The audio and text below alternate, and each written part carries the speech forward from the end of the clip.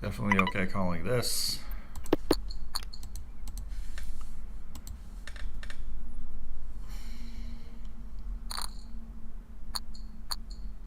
Okay.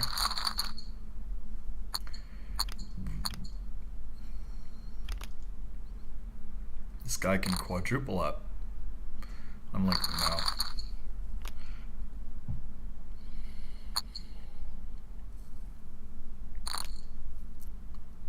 This guy might have an overpaired of 8. It's unlikely he has an 8, I think. Good gamble here.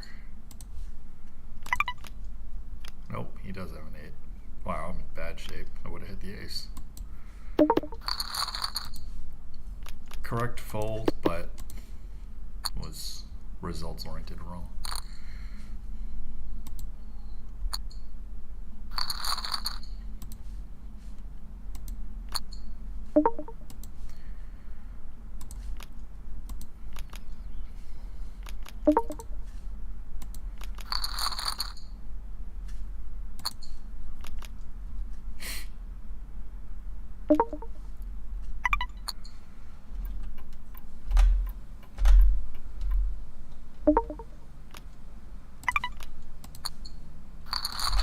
So the table volume's okay.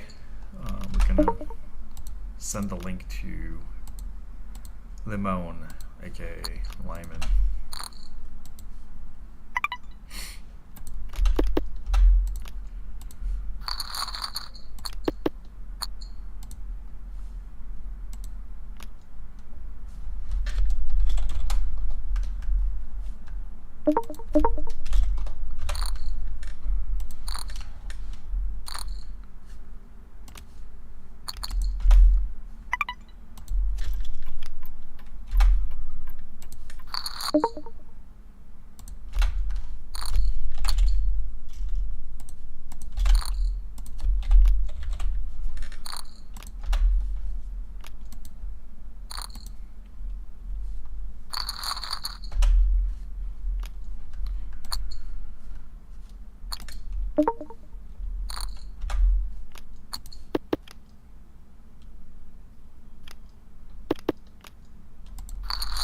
Way.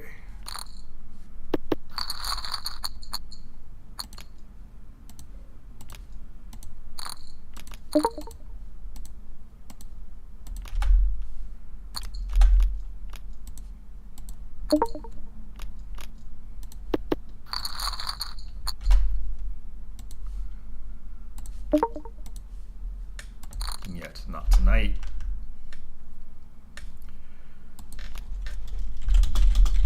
Alright guys, we are back. Lyman should be coming in. Not right away, but soon.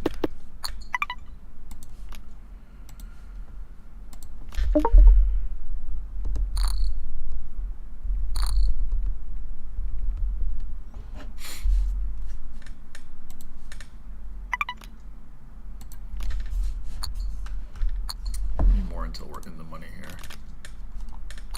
54. So 10 people need a bust. Wow, he made the wheel. He made the nut flush.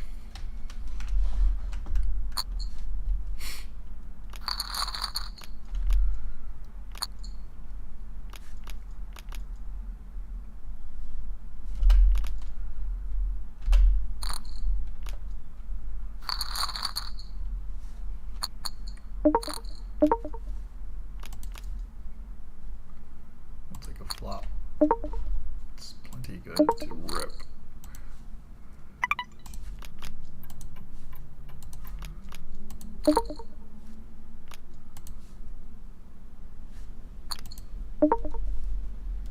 It's a good one as long as he doesn't have queen 10. He does have queen 10. And we suck. Alright, we might bust this.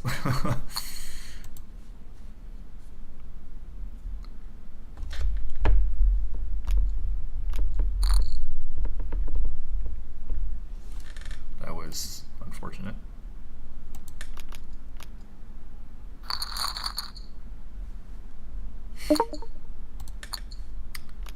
Favorite flop. Okay, let's just get it all in. What do we have? We have a gut shot. We have trips. We have full house. We got lucky.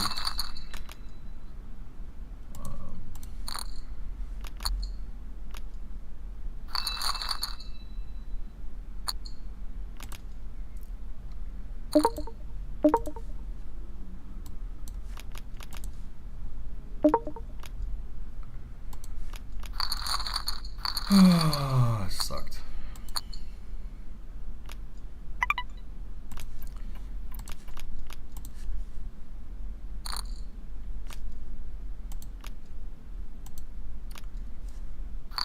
Still in it though, so.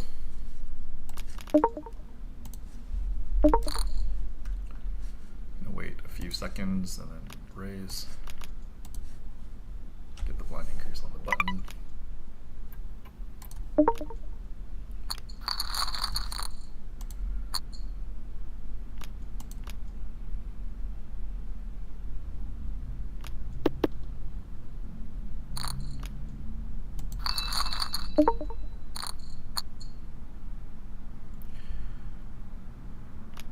New rip here. It's like unnecessary.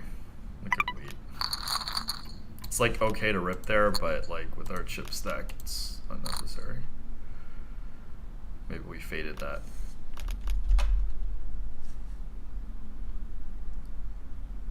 Hit that like. Thanks for coming in. Had to restart the stream because the audio was busted. Need the audio to be working for Lyman's appearance.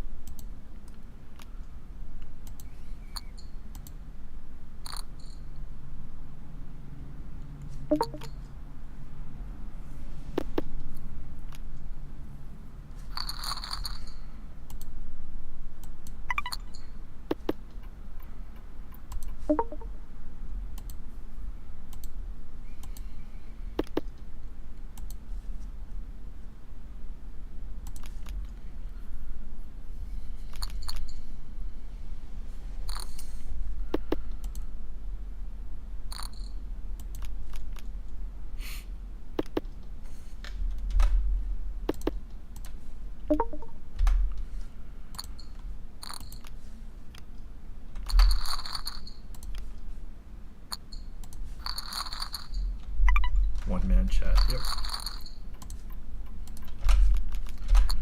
Hopefully everybody will come back in.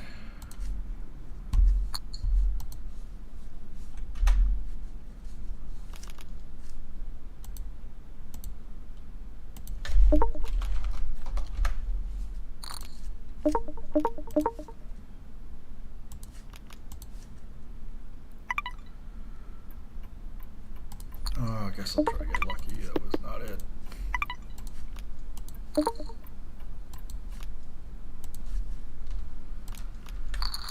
Oh, sadness.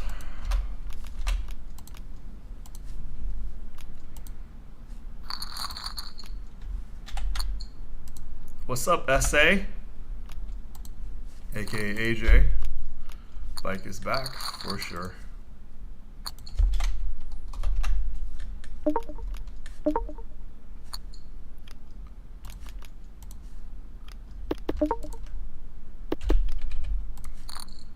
What we got here? Oh, monster. Oh,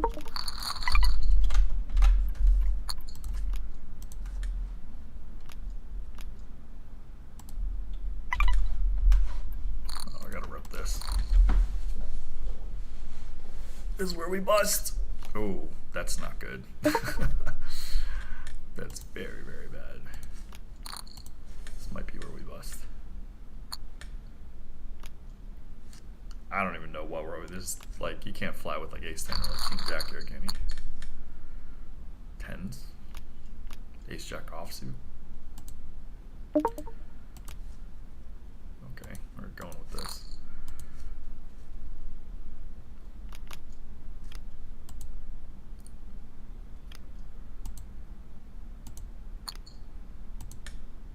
I'm just really curious what this guy has. Most likely busting here, obviously. Ace king, yeah. Oh, that's a really bad flop. 10 or jack. Not that 10. Okay. Okay, run 52nd. 7 nines. Okay, we got that one. 52nd. So what did we get that one? We got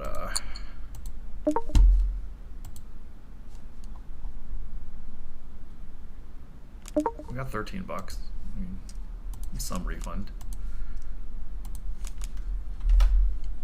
Type that. Get a live PLO game going. Well, we can in the. We can.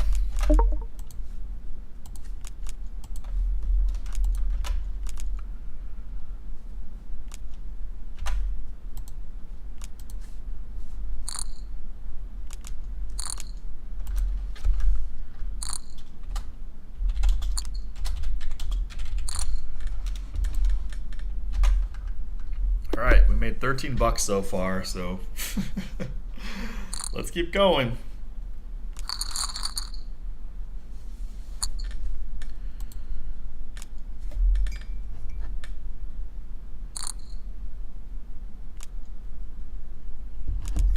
Potentially made some questionable decisions this PLO tournament.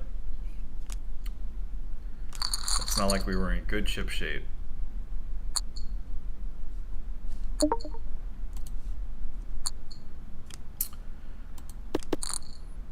What do we have here? A pair of fours.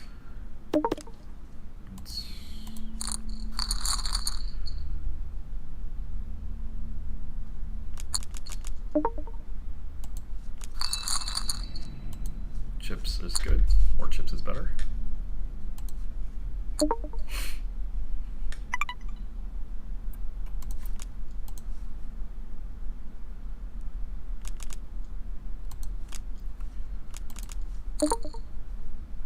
We're gonna go with this.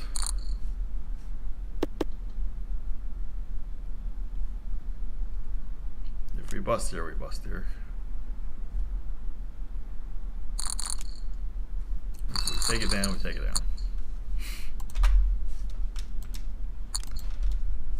What's up, Nick from Yuma?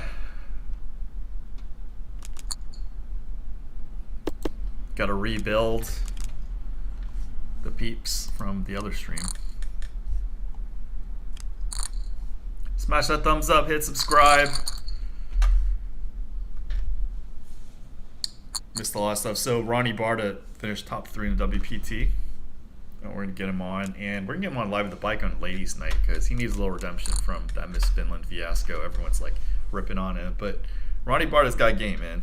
And we're gonna get, you know, Sean Snyder and Melissa Burr in the mix. Dennis Fong, first professional gamer, Doom 2, Quake 1, Quake 2 world champion.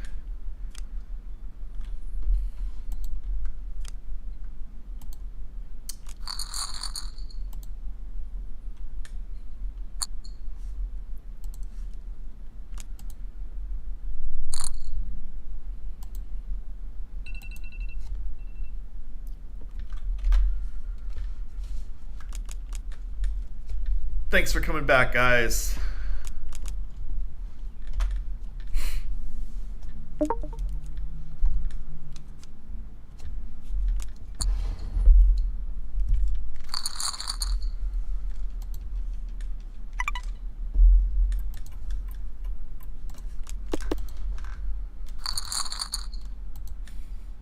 getting optimistic, but what does the PLO pay? Okay. Better than the 5K. Oh, back sore.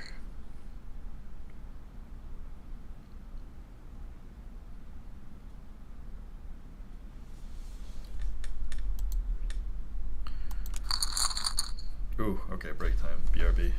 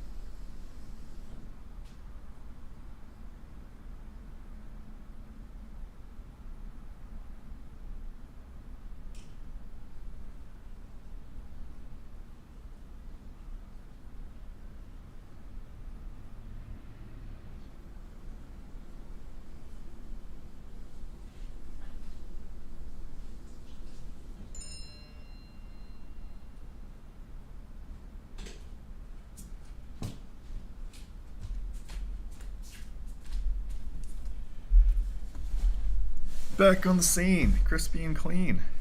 Oh, he's in? Hold on. I don't see.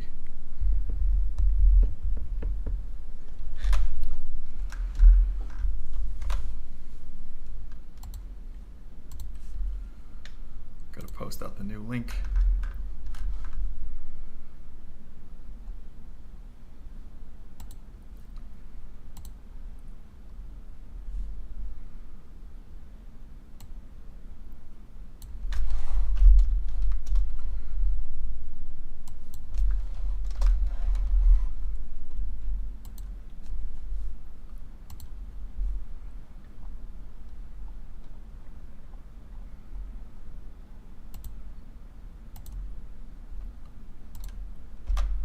Oh, here we go. Here we go, here we go, here we go.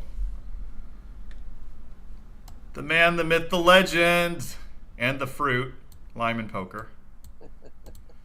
We're gonna play Name That Luminary later, but first, you had your... Huh? What are you doing? You playing a tournament right now? Yeah, I just busted one in the money, and I busted two. I'm really embarrassed with the very first one I played. It was a freemium for 5K, and there were people that weren't even at the game. I didn't even notice until like 2 orbits. So I should have been raising a little bit more. And then I tried to steal with the queen 4 off, and then the guy just defended with the queen 10. And we flopped the queen, so I lost 2/3 of my stack. Well, that sucks. It was the free one anyway. The free ones aren't going to pay very well, but I'm almost in the money in a couple of them. You know, it was busted in the money. So you're on a break right now? Yeah, I'm on a break. Gonna start in 3 seconds. So we discussed a lot, or you discussed a lot with your monologues and dialogues. Your Twitch streams back in the mix. Yeah, I just sort of wanted to. People were like texting me about GameStop or whatever. I'm like, fuck, I'll just like see if this thing works. And it worked. I couldn't Yeah, believe exactly. it. Why couldn't you believe it? I haven't used that thing since years, probably. So that's that. I mean, it's still around. Yeah, I mean, I figured they probably would have changed the software or changed. Oh, God, that doesn't work like that. Changed something. I was surprised that it just fired up. And I was surprised that like people knew that I was on like right away, you know, like 30, 40 people started watching. So I'm 2 from the bubble, and I have top pair, and the guy has me covered. Do I fold to a check raise? I actually don't know the answer to these things. I have no clue. I don't either. You know more than I do. I mean, I may not. Oh, this is bad. The turn paired the second pair, and hit the 3rd flush card. I'm gonna check it. River is the 4th flush card.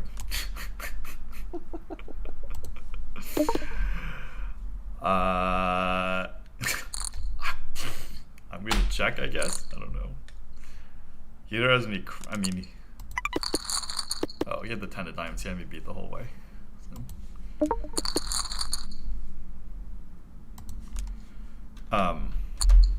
All right. Well, the casinos are open. You going in there yet? I'm going on Monday. I'm gonna help out Annie Monday and Tuesday, but I already had stuff planned when they announced the reopening. But you know, obviously this is good news for me. I know we're fucking retired, so it doesn't matter to you. Plus, Yeah. you didn't want to go back until the vaccine was out anyway, right? Yeah, I'm not gonna even think about going back until the vaccine and they open the regular casino. I don't feel like sitting outside. Yeah. Well, some of us who still have to work, like, you know, need to keep their good graces. Yeah, but if you're a tournament pro now, you don't have to go in anymore. I'm winning. It doesn't mean it's winning enough to like sustain a living. So Hey, you're in a PLO tournament too? I'm in a PLO tournament. There's going to be a second PLO tournament, and the rest of them are no limit. I'm 2 from the money in the PLO tournament, and 2 from the money in an important large MTT no limit one. No, sorry, not 2 from. I'm 4 from the money in the big no limit one. That's the Jack 9 against the Jack 10, where I flop. So you're scoring today for sure then. Not necessarily. I'm in for like 1,000 already. Oh, okay. Yeah, Hello, I mean, Nick from Yuma. I got a text the luminaries. Kansas City -3, huh? That's probably a pretty good line. Are they? So I heard about this. I don't remember where I was playing, but apparently there's this dude that bets college sports, and they rank the top. Wait, were you the one that told me this? Maybe. I mean, I don't, because obviously I couldn't find it, but they rank the top college teams, right? Yeah. So he says if there's a line that bets against, or like, it's the non-ranked or favored against the favorite, it's almost always correct, because a lot of people are going to offset and bet the favorite, or the top team versus the ranked team versus the other team. Is there merit to, I mean, it sounds like there's some merit to that, but there's I mean, there's a lot of people who bet homers. That used to be a really big deal. Like, you could basically just bet against the Lakers and against the Cowboys because they're so popular. Yeah, because they're so popular. Right. But now there's just so much smart action and people sort of trying to bet for a living or whatever. I don't think that works anymore. You used to be able to take home dogs. Home dogs were like better than break even for years and years and years. I'm sure that's not true anymore. I don't even know if Wong teasers work anymore. There's so much information available, and the betting public, a large chunk of the betting public is so sophisticated that the books don't shade the lines in that way anymore. Got it. So I definitely didn't hear from you. It must have been when I was playing poker, but it sounded like somewhat reasonable. He's talking about something from a bygone era. I mean, it used to be that if you were a bookie, as soon as your phone rang, you knew the phone number, you knew who it was from, you knew what they were calling about. They were calling to bet on the Lakers, or they were calling to bet on the Dodgers. They were calling to bet on the Rams, where they're Got homers. it. That makes sense. So if the Lakers were -7.5, they'd say, I'll put some on the Lakers. Okay, Lakers -8.5. They'd be like, it's -8.5. Yeah, it's -8.5. Oh, I saw it other places -7.5. Well, just bet the other side then. No, I'll just take the Lakers -8.5. Fine. Like, he just always gave him a bad line 100% of the time because they're such like crazy homers. Got it. But that's a bygone era. I'm on the bubble in the PLO. Alright. So I'm just gonna fold. I'm just gonna keep folding. I'm chip loser. What are your thoughts on the market and recent downswing? Well, the downswing it's like we've had ever since basically the COVID crash. The market's just been going up,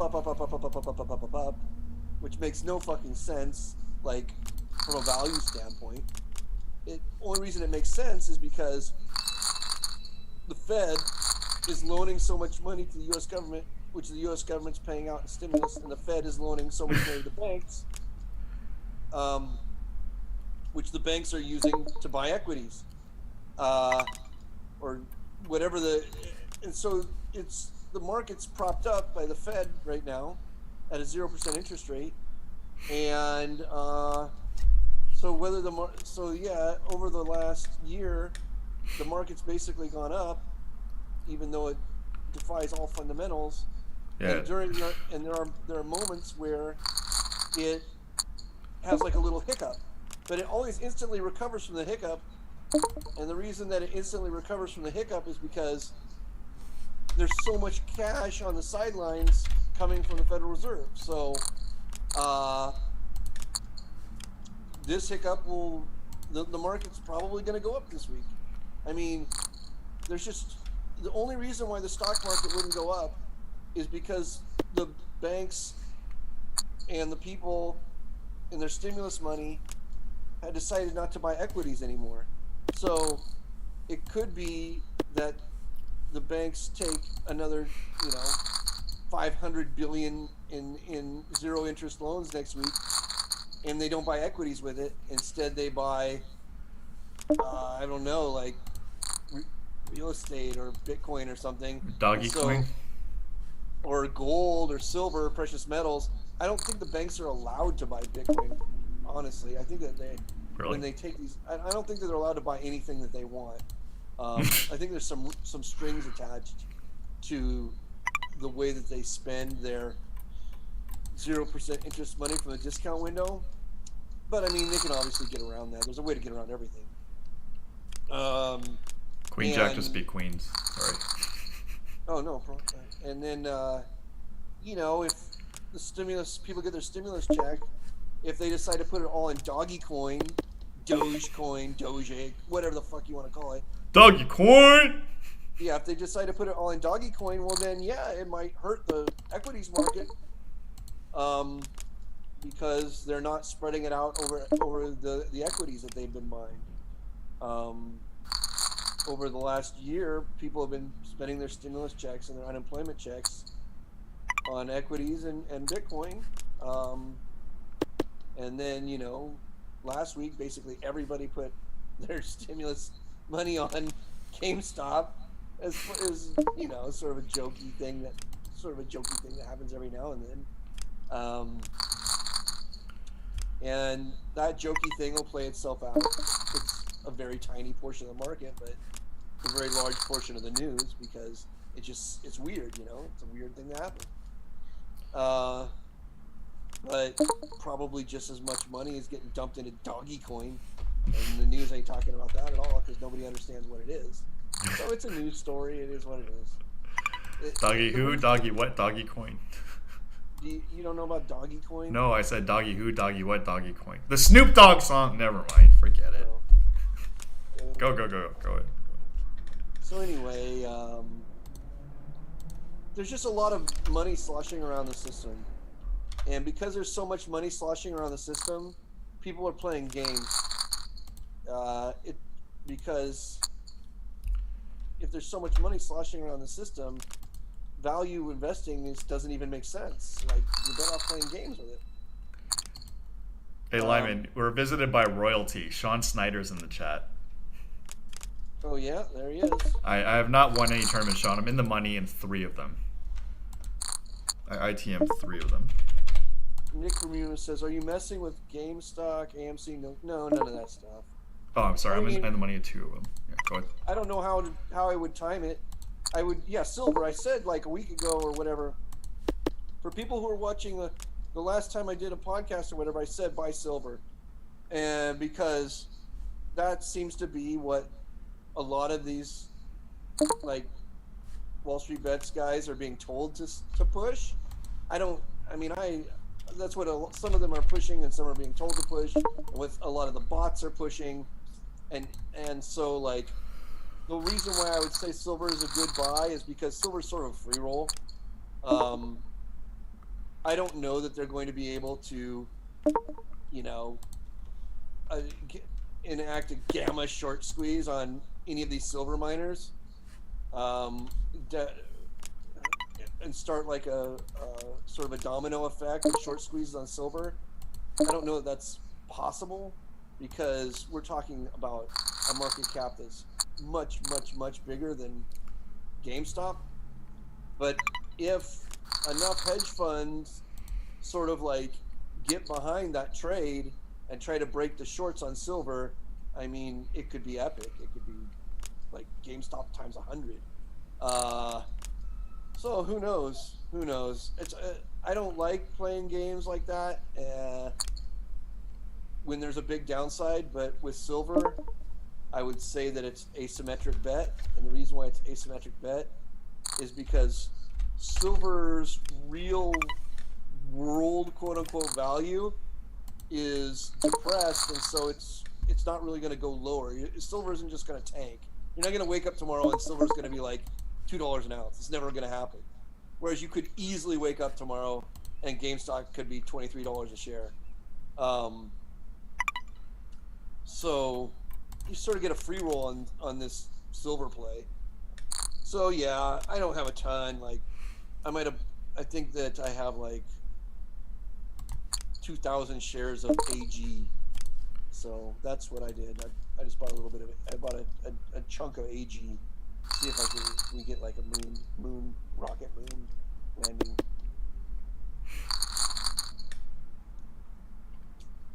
Ticker symbol AG is probably the best way to play it. I don't know for sure. It's just that ticker symbol AG has the most short interest. So if we get a short squeeze, it's going to be the one that ticks up the fastest. That's I assume. And if you don't get a short squeeze, I mean, I just don't see it just falling off the face of the earth. It's sort of a free roll on the gamification of these equities.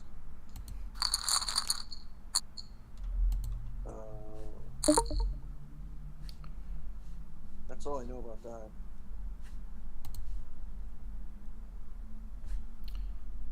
I'm in some very emotional spots. in the middle of your rant, I was 9 out of 10. A guy was literally gonna bust. He had 2 out. No, he had 3 outs. Got the 3 outs. Outshipped me. Then I was all in. I did the trick where you raise but leave 1 chip left. So when they go over the top, you can use the timer. Right. And now I'm in the money in the PLO. Because the guy that was supposed to bust a couple orbits ago just busted. But I was at risk of busting. Yeah, Nick from Yuma, I said the silver stock I like is AG. AG.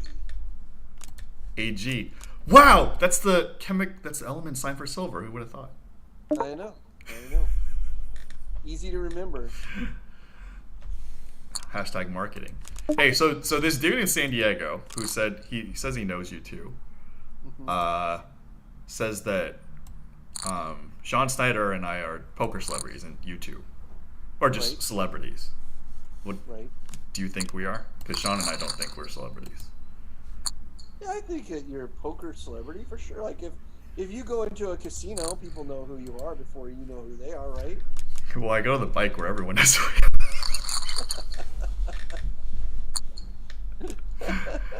You're on live at the bike. You're a minor poker celebrity. Sure, absolutely. Hold on. Ooh, I have a pair and a flush draw in PLO. I'm already in the money, so but no limit. All right, whatever. I'm already in the money, so YOLO. In 10 minutes, we're going to try to get the first 10-15 minutes, we're going to get the Name That Luminary call. It's not going to be Sean Snyder. I thought he was busy today, but he's graced us with with his presence in the chat. Too many luminaries. Too many.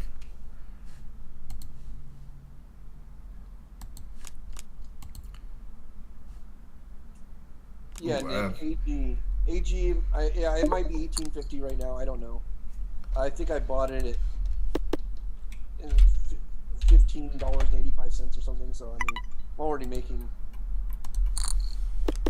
a little bit on it, and not that I even. It's like what? It's sort of whatever. It's just stupid. But I mean, if the market's going to be stupid, I don't fight it. I say, okay, let me see if I can figure out how it's going to be stupid. I mean, people say like they put the list of short squeezes, and I don't want to have anything to do with a short squeeze where the underlying equity doesn't have any value. So I don't really want to have anything to do with the short squeezes on, things like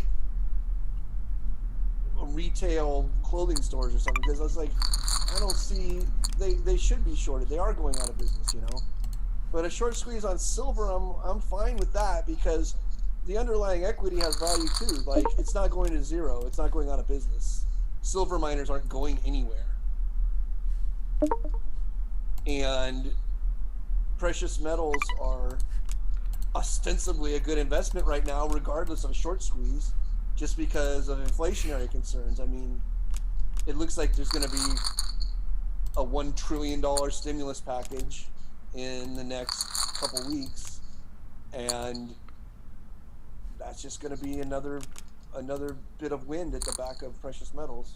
More GameStop and Doggy Coin run up. Yeah, GameStop and Doggy Coin too, for all I know. I mean, people act like it's that GameStop is a David versus Goliath thing, but it's not. It's right. Goliath versus Goliath, and the Wall Street bet guys are like a fig leaf over one of the Davids. They're just like a little fig leaf over one of the Goliath's giant schmeckle. The big money that's moving around in GameStop, AMC, Nokia, Palantir, all the big money that's moving around these things isn't coming from Wall Street bets. The bicycle casino, commerce casino. Oh wait, it's coming from other giant hedge funds who are using Wall Street bets as a fig leaf to make massive plays. I mean, the biggest long the group of people who are long in GameStop is a big group of people, but the largest single long in GameStop is probably BlackRock. BlackRock has billions of dollars, so it's like, okay, it's like BlackRock's like, oh, you guys want to bust Melvin Capital and Citadel? Cool, we'll help you. We'll help you break them, because if we try to do it on our own, the SEC would be breathing down our throat for taking an illegal position in something just to hurt a short seller. But if it's already moving that direction, we'll pile on right behind you. So it's not David versus Goliath. It's Goliath versus Goliath, and David's just a fig leaf. That said, if that fig leaf turns its eye to silver, and that fig leaf can get this silver squeeze working, then who knows, we'll come in behind the fig leaf. Who knows, we'll come in behind. If the Wall Street bets people can pop the shorts on silver, the next thing you know, you might have people like BlackRock, Goldman Sachs, who fucking knows, Jamie Dimon. You might have hundreds and hundreds of billions of dollars to back that play up really quickly if they think that the shorts are going to start to have to cover.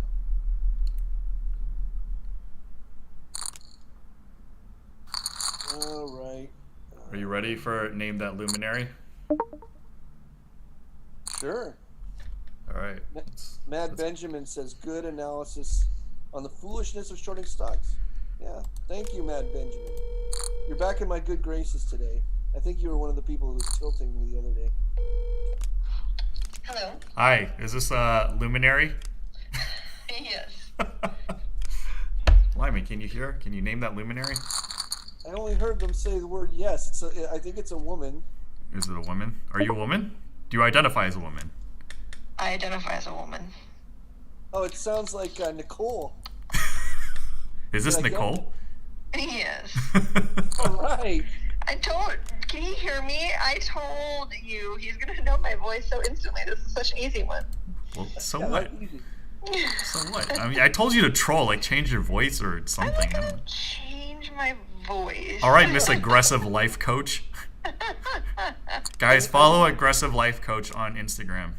Oh my I knew God. that it was either Nicole or Two All right, what are you Hats. guys talking about? We were talking about Wayne making lots of money in this tournament, and we were talking about GameStop, and we were talking about investing. Nicole, can you hear him? No, I can't at all. Oh, that's I don't know how to do this. Here, I'm gonna conference him in. Because that kind of doesn't work if you guys. Abe, I'm conferencing call you. Didn't you test this shit out, Wayne? No, it's there. Pick it up. It's me. Hello. Here, I'm Wayne, this thing is gonna be on like a no, it's like a delay. no. You guys are live. You guys can talk to each other now. Dude, Wayne, it's like it's got massive feedback. Oh, now I can hear him a bit. Okay. There you go. Oh man. Wayne, I was really bad at this when I had a podcast. You're Yeah. worse than me. Hey, it takes practice, all right. And what is his guess that voice anyway? I thought the game was guess that crotch. Yeah, we used to play Guess That Crotch. That was fun. Yeah, but this game is lame. I told him, Lyman, I'm like, you think he's not going to know my voice? Like, instantly, he's going to know it. She's like, but no, you're no, supposed to you make can- it you can harder on disguise it. Oh, I'm supposed to disguise my voice. That was an easy. I said it was either you or two hats. So I flipped a coin. I got it right. Oh, yeah, we have almost the same voice. You're right. Now you do. Oh, good times, good times. What are you guys talking about? And so we were talking about Wayne's tournament prowess, and we were talking about investing in the stock market. Oh, of course, because that's the latest thing, right? Until next year when it's terrible and nobody will be talking about it. For right now, it's a big deal. Exactly. Yes, it's kind of a big deal. Okay, so do you guys still need me, or have I played my part? You did great. You did great, and Wayne did horrible. Yeah. Just like old times. Thanks, Wayne. You're the best. I gotta try. I'm gonna come out to the bike and cash some chips, and maybe I'll see you around. All right, sounds good. Bye. All right. Take it easy. Okay, I guess I'm gonna have to, not do the call and do a Zoom. Wayne, that was a total mess. You be quiet. I gotta test things, all right? Shoot. No, Wayne, you use Skype. No. Oh, I mean, we're not using Skype.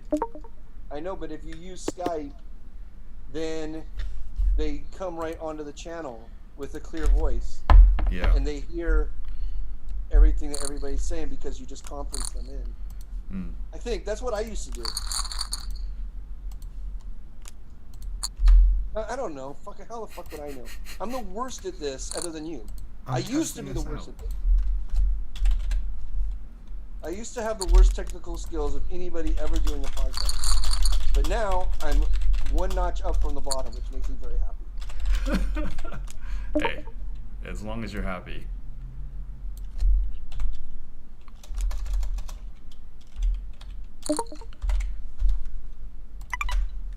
Oh, what's going on here? Ooh. The dude said, "Have me turn off my other mic." I don't know how to turn the other mic off. Otherwise, I would have. I don't. That's like really. I have to mute. Oh, he has to mute my Zoom mic. Yeah, probably. Yeah, you're right. You guys are right. That is what needed to have happen. But that's just like so complicated for me, at least. Wayne has to do it from his end. I don't even know where the fuck Zoom is on my computer. I just hit the link that he sends me, and the next thing you know, I'm on Zoom.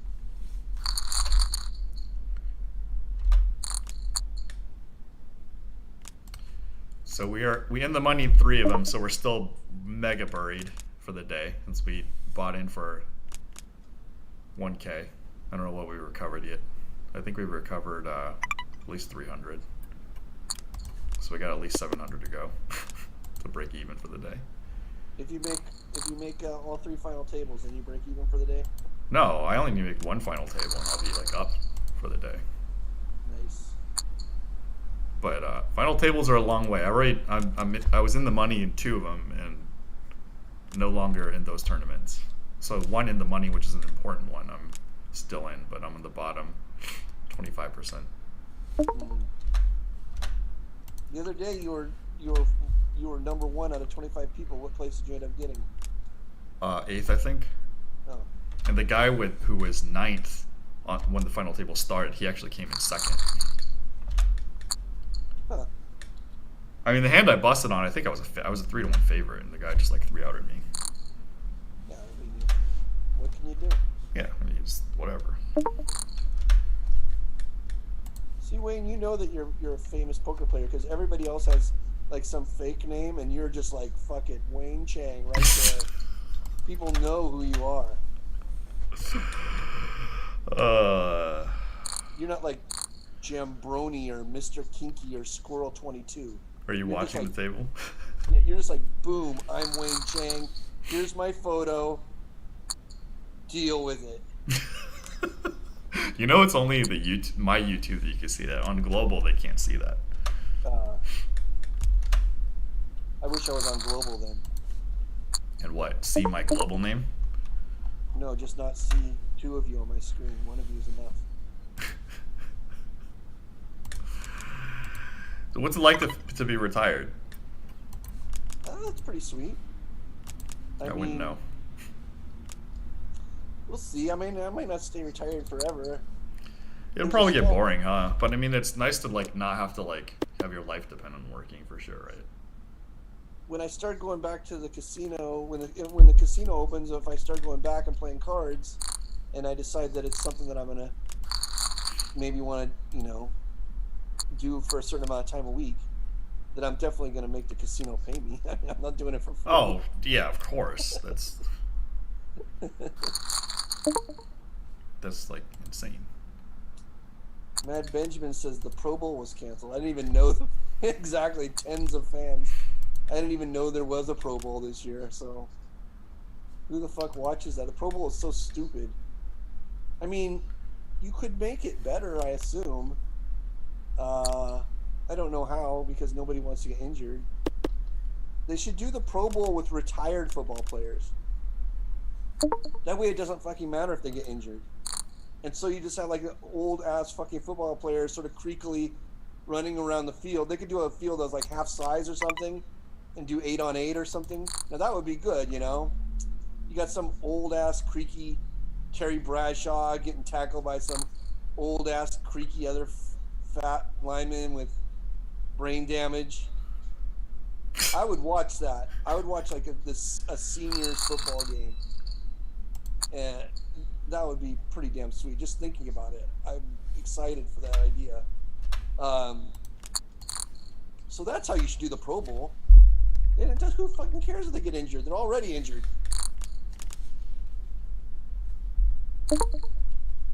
I mean, I know a few people would play for sure. I can guarantee you with 100% certainty that if they did an old man Pro Bowl, Brett Favre would play. 100%.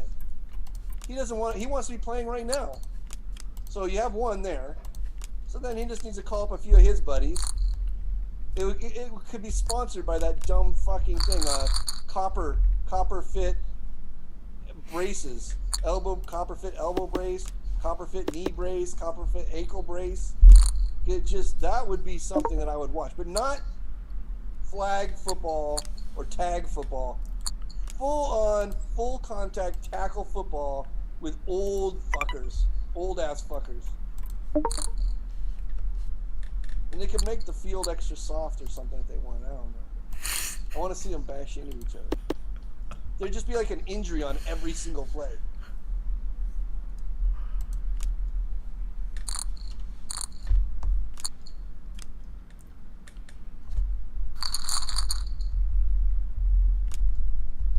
That's what they could do. They could start as 11-on-11 or whatever, or as many as they wanted. They could play like 20 against 20, but every time somebody got injured and left the field, you didn't replace them, and then they just play the game until there's nobody left. After 2 hours, it'd be like 6-on-7. It would just be like the Brett Favre versus I don't know, some other old guy. Nick from Yuma says, I've been watching Patrick Reed cheat. Yeah, Patrick Reed. Oh my God. That story is so stupid because everybody's looking at that story the wrong way.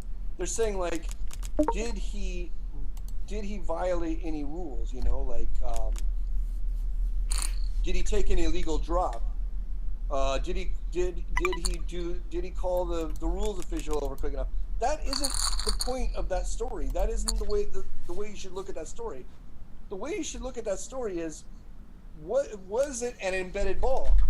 If it was an embedded ball, then you can forgive any like technical thing. But if it's not an embedded ball, I don't care whether he did everything perfect. He cheated because he took relief for an embedded ball when there wasn't an embedded ball. And I can tell you with 99.999% certainty that ball was not embedded. The ball bounced straight up in the air about 3 feet and then landed again in the rough. So this is literally the equivalent of you just dropping a ball from shoulder height in the rough. It's impossible to get a ball to embed dropping it from shoulder height in the rough. You can't do it. There is no world in which that would happen. So whether he followed the protocol correctly is of no interest. The truth is the ball wasn't embedded. If the ball's not embedded, who gives a fuck about the protocol? Protocol doesn't matter. Get myself worked up. I better have a sip of this beverage. This is what I'm drinking. This is a really good beer. It's called Pop Fuji. If anybody's interested, Pop Fuji. I think Sean's interested. He should still be in the chat. I drank with Sean a couple beers in San Diego, the great city of San Diego. Nice. Are you gonna retire here, or are you thinking of moving somewhere else? When you have nothing else to do. I'm probably 90% staying here in my house because I like my house a lot. I'm very relaxed here. Everything's set up the way I like it, and I wouldn't want to have to find a new place and get everything set up the way I like it. So that's 90%. Fair. The only thing that would make me not retire here would be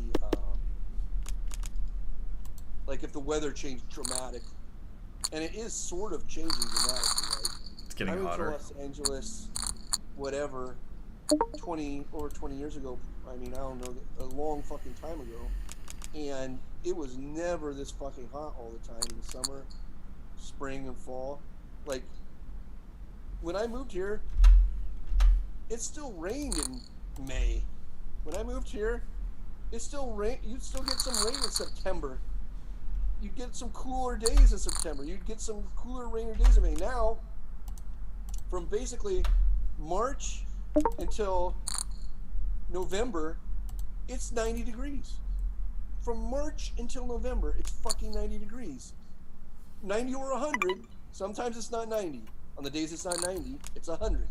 Now, that's not that bad. I'm fine with that. I like warm weather. I like hot weather. I like going golfing and I like to do stuff outside, so I don't mind that it's 90 or 100 degrees a lot of the year and no rain. But if it gets up to where it's basically like Palm Springs, where it's 120 degrees, well, I can't handle that. Nobody can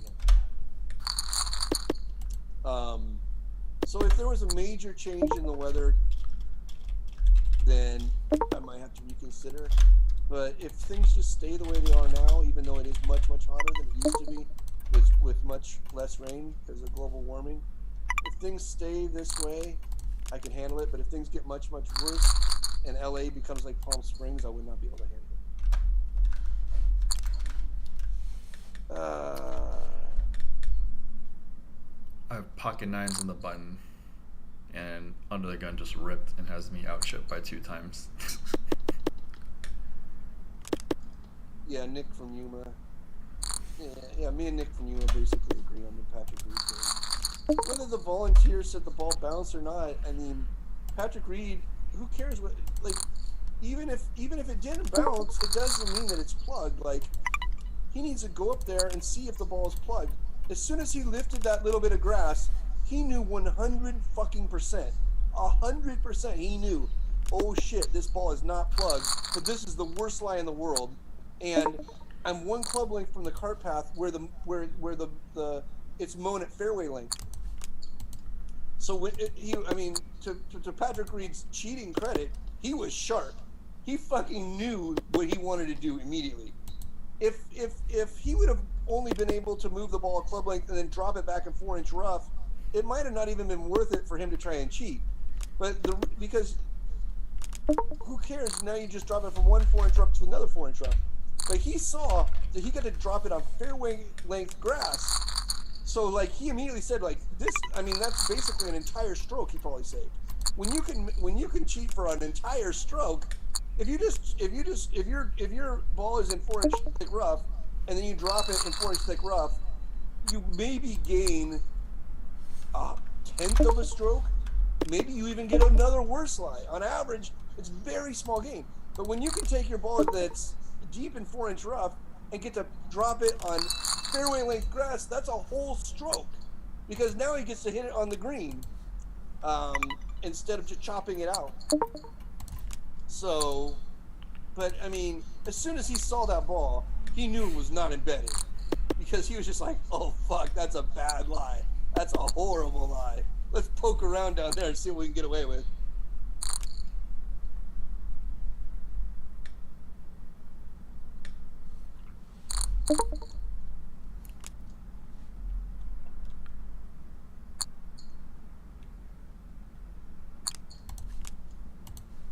What's the next page up?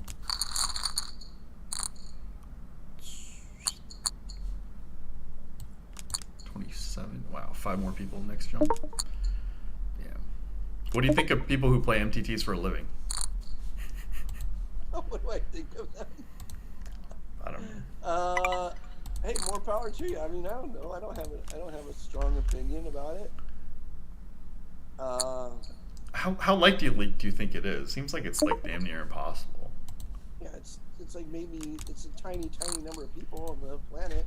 I mean, the variance is just too high compared to the rake. The variance, your ROI and the rake and the variance is just insane. You have to find a way to multi-table them all day long, basically. Like, if you can play 4 MTTs at a time all day long, then you can probably get yourself in the long run and make a little bit of money off of it. But it just seems like, I mean, I don't know. It seems like if you're really good at poker, it seems like one of the tougher ways. Yeah, it seems like one of the tougher ways to make a living. It seems like a much easier way to make a living if you're really good at poker is to play mid stakes live, high stakes when a really good live game pops up that you can get into. That just seems like the easiest way. Now, for some people, that I wouldn't consider it the easiest way because they don't like to sit in a casino. They would rather play online, but online poker just seems like a much tougher way to make a living than live poker, for me at least. I agree. I mean, you know, I've been in the private game streets and recently, and even the live streets. It's just like I don't know why I ever played online. I mean, it's just because like you could just like sit at home and play 6 days a week, and it's convenient. I mean, the problem with the private games is you really need to be in with the host, or the rake just destroys you. Oh, yeah. The host has to give you a kickback of some sort, and then the host also has to be willing to let you stay in good games. A lot of times when the game gets really good, the first thing the host wants is for the winning players to get up, you know, or just not invite them or whatever. So it's a lot of politics in the home game world that you don't have to put up with in the casino world. And that doesn't even count the possibility of cheating or getting stiffed. I remember when I used to play in a private game, Jeremiah or whatever, we had a deal. But even though we had a deal, still if I won big, he wouldn't give me, like, he would have cash and chips and checks that people had written him. This is a long time ago. I never fucking saw a single fucking dollar of cash. I only got chips and checks, which, you know, is a massive fucking pain in the ass because the chips are from all over the place. Vegas, Palm Springs, San Diego, Los Angeles, maybe even one thrown in there for fucking some other shit tournament they went to in Borgata or something. It's like, but if I don't take a $5,000 Borgata chip, I might not get anything. Yeah. So you just got to take it. And you got blank checks, you know, it's like, okay, I really want to be taking this to the bank. That's what got Gabe Kaplan arrested. Gabe Kaplan they gave him the blank check and he went and deposited it. The guy got busted for being a cocaine distributor. They went into his bank account and found out and said, like, okay, who are the big money movers that he's working with? It looks like Gabe Kaplan has a $22,000 check. Looks like Gabe Kaplan bought $22,000 worth of cocaine. I mean, now Gabe Kaplan has to explain, I just wanted gambling. Well, that's illegal too, you know?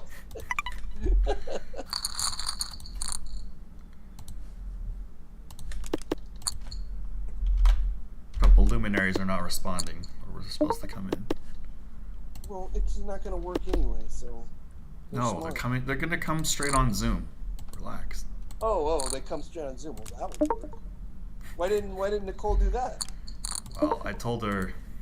Anyway. Maybe she didn't have her Bad hair done. River. Yeah, She didn't want to have the third worst hair on the Zoom stream.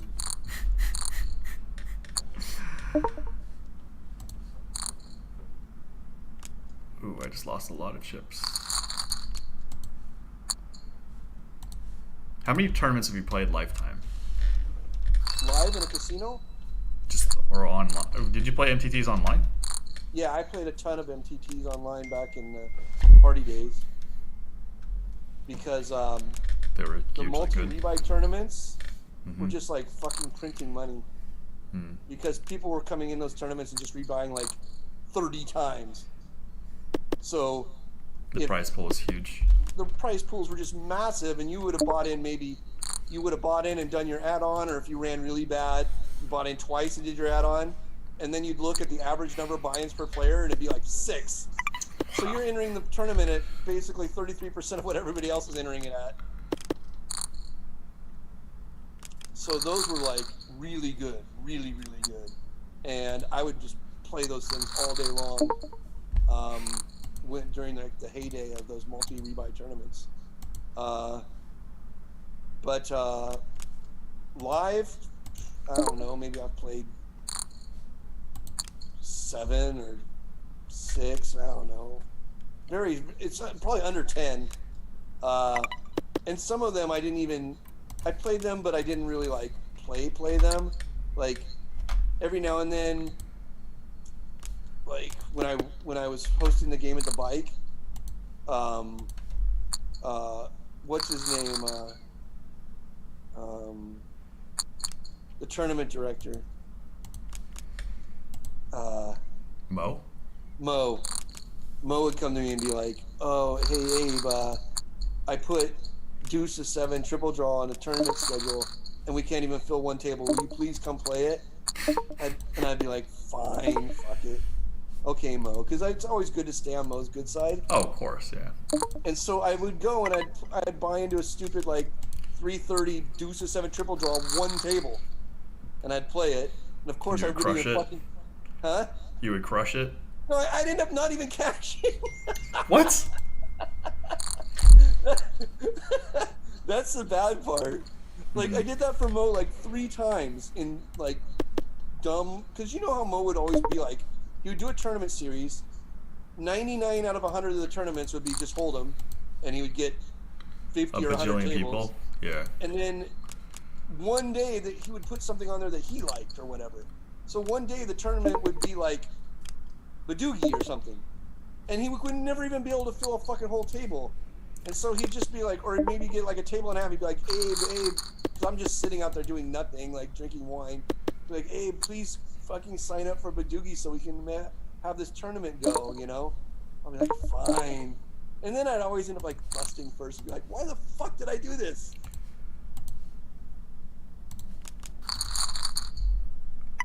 Alright, might be busting here.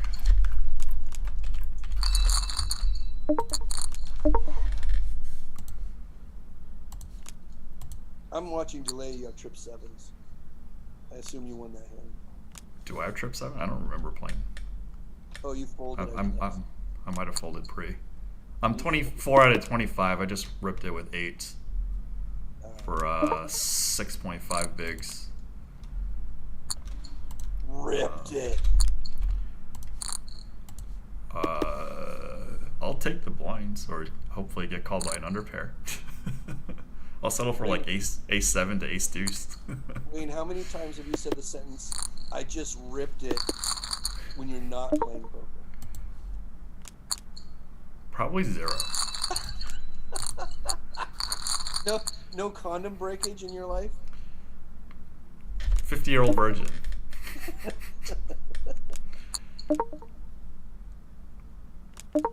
I needed to prepare jokes, but I was like busy in San Diego and Irvine. Wayne, it's okay. I'm just coming on and hanging out with you until I make dinner. I'm gonna make the pesto. And probably 15 minutes or something. There are two wild animals, actually several wild animals scheduled, but they're not responding. It's all right. We'll do it It's a different day. Or they'll come in later after I've already left. You need somebody to talk to anyway. Actually, I'm fairly tired. I was like, potentially, if you weren't going to come on, I was just going to snooze and go solo.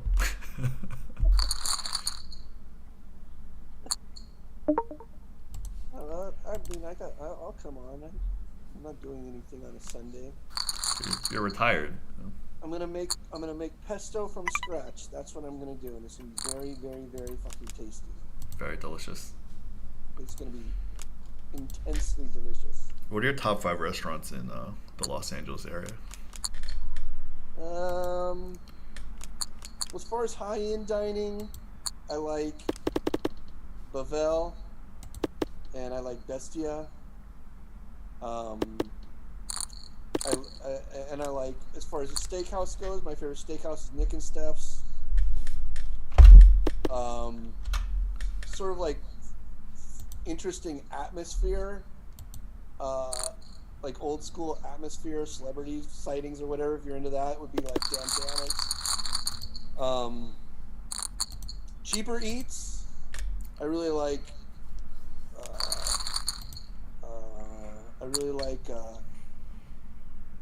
Burritos Las Palmas for burritos.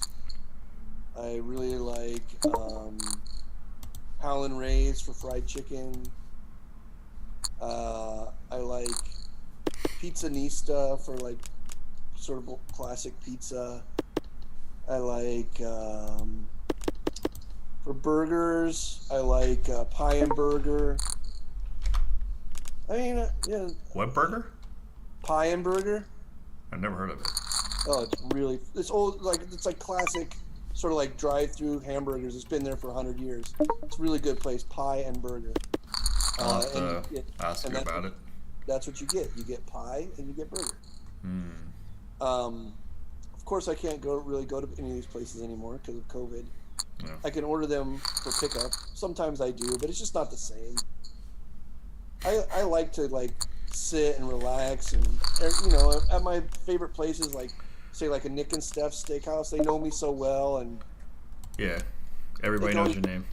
Everyone knows me, and so my steak's a little bit bigger than what the steak should be. My side's a little bit bigger than what the side should be. Damn, VIP. Yeah, my wine glass is always full no matter what.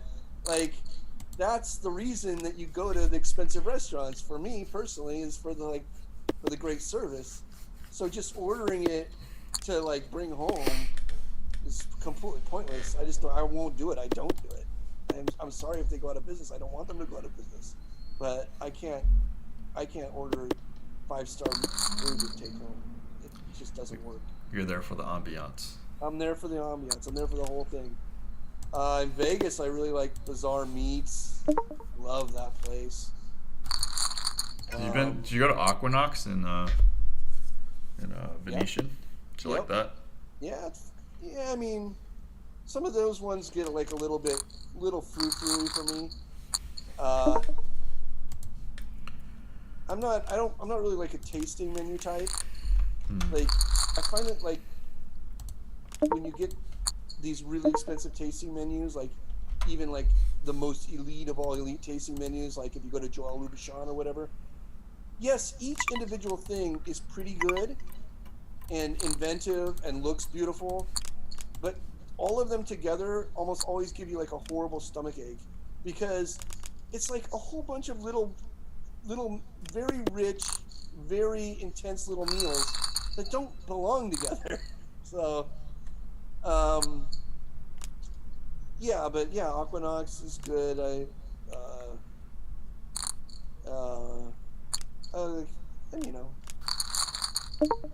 I really like, but Bazaar Meats is my favorite place in Vegas. Do you think Jack 3 is a better hand or King 7? King 7.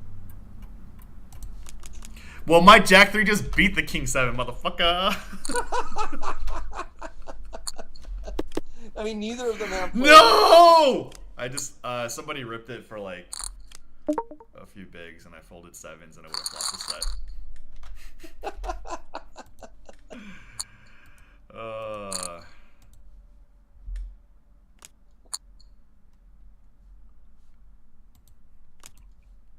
It's a very emotional game, Abe. Yeah, I could tell. It sounded like you blew an O-ring right there. You're like, oh. I'm trying to work, like we said I had to work on my, stream game. Like I gotta like be emotional and stuff about cards. I'm like, it's gonna be tough. It's gonna be very, very tough. I mean, yeah. I mean, it would be funny though if you did like try to act like one of those gamer douche guys. That'd be hilarious. Because you would be so bad at it because it's not your natural thing. Like, you need to get one of those big chairs that look like you're in a race car or whatever, and you need to have like graphics that come on the screen, like fire and shit.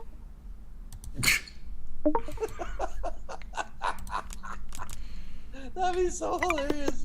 Hey, it's a living. Like Wayne, like fire, fire, fire. Oh yeah, Mad Benjamin says the old Bacchanal room. Yeah, that was a huge deal when I first started going to Vegas. The Bacchanal. Yeah, that was great. I mean, the food I would say wasn't exceptional, but the whole thing was exceptional. It was quite an experience. Back in the day, the food in Vegas was not exceptional. Like, when I very first started going to Vegas, whatever, 30 years ago or whatever, not quite that, 28 years ago, Vegas was still fun, but it wasn't what it is now. It wasn't like a food place. Most of it was just cheap. You can eat a lot of cheap food, but now it's more like you can eat at the best restaurants in the entire world. But yeah, I remember when the old Vegas, I would go to the Hugo's Cellar. You remember that place? Hugo's Cellar? No. Oh, these are the old school places when I very first started going to Vegas. Hugo's Cellar. That was like one of the better steakhouses in Vegas like 29 years ago. I guess, where else would I go there when I was like really splurging?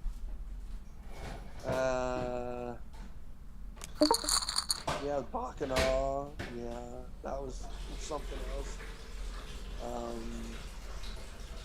What else? I don't even remember anymore. All those casinos are gone now, basically. Went out of business? Yeah. Well, they don't really go out of business. They just get torn down and they build something else. Like, Oh, they get bought out and yeah. they build over the real estate? The Sands, the Sahara, all those casinos don't even exist anymore. Stardust, all these places where I used to play poker when I first started going to Vegas, they don't even exist anymore. They just built something else over the top of them.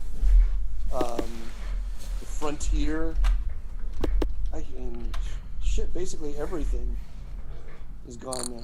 Not that I'm not one of those people though, that pines for old Vegas. I like it better now. I like the new iterations better than the old ones because I just feel like they upped their game by so much. Now it's harder to gamble and make money, that's for sure.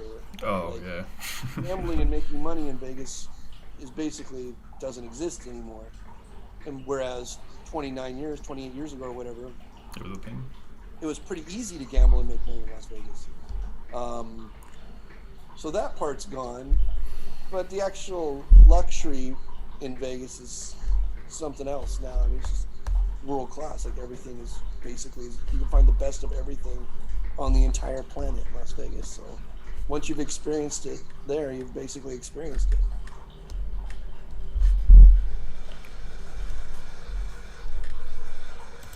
But mostly what I do when I go to Vegas now is just golf. Golf and eat. That's it. You could golf and eat here. Yeah, so it's sort of pointless.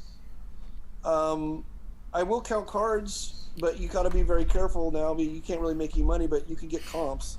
So I will count cards so that I get the hotel room for free, sometimes I'll get a pretty good food comp. Like,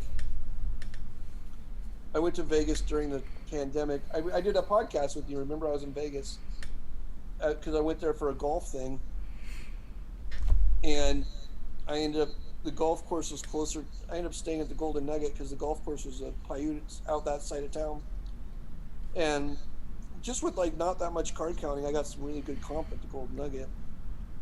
Basically like a suite and mini suite, whatever, and I got a food comp that I used at Vic and Anthony's, their steakhouse, which is a nice steakhouse. It's not world class, but it's up there. I mean, it's not 5-star, it's like 4-star. Yeah, the Four Queens, Mad Benjamin. That's her little Hugo's cellar. So you can still count cards for comps, Not me. but you can't really count cards for money. I'm not allowed to play. Well, you can wear your masks now, so they don't know who you are. Yeah, that's what I heard from a buddy of ours. I'm trespassed from the SLS, and that's where my favorite restaurant is, Bizarre Meats. And so I was sort of afraid to go in there because if they get me on the if they say, you know, when you're it's like they can throw you out. Sometimes they just back you off and they say you can play any other game you want. But I got backed off, and then I went back again, and they just trespassed me, and they say, if you come back, we're calling the cops. Okay. Basically. Do you sneak in? But I want to go to the restaurant, and so that was the one good thing about the mask was I'm like, oh, I don't even have to worry. I just have my mask on. I can go in over to the Bizarre Meats. Nobody's going to be there. Even their facial recognition is probably not going to work. That's what I heard. Because I think the facial recognition needs to see your nose and your eyes. If it can't see your nose, it won't work because I think it measures the distance between your eyes, your nose, and your mouth. So without the nose and the mouth, they just can't get enough data points. I think that's how it works. That's how it worked at some point in time. Maybe it's far more sophisticated now. I was listening to a show on NPR. There's a guy on NPR who studies that shit. And he said in China now. Oh gosh, almost China's bad. Yeah. There's like in the 12 biggest cities in China, they can identify you within 1 minute of leaving your house. Every single human in the 12 largest cities in China can be identified in 1 minute. That's fucking insane. I don't know. But that's gonna be the future everywhere. So it is what it is.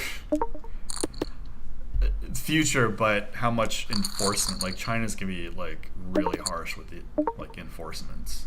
Oh yeah, in China, this guy, his whole life is studying this stuff. So he was in China, obviously, like asking a lot of questions. And he said at one point, everybody there uses something called WeChat. Yeah. For everything. He said at one point, he would get WeChat messages back and forth between people, and like every other word would just be censored. They couldn't even read their messages back and forth anymore. And the Chinese guy, like, that one of the Chinese people he was talking to was like, well, once that happens, we just have to completely stop talking because they're basically telling you the next step is I'm going to prison and you're leaving the country. And, you know, all they were talking about was like, they would say like, oh, you know, what do you think of this that's going on in Hong Kong? What do you think of that's going on in Hong Kong? And it just put them on a list where like they weren't even allowed to communicate using WeChat anymore. And apparently, from what this guy said, you do everything with WeChat, everything. Yep. So you pay your bills. It's not like here where you have a Cash app, a chat app, a Twitter app, blah blah blah. Everything there is WeChat. Like every single thing you do in your entire life is on that same app. So if you lose access to that, you basically like lose access to everything. Yeah. It's just sort of crazy. He said even the transients there, the bums, don't take cash on the street. You just give them money off of your WeChat, and they get money on their WeChat. The beggars.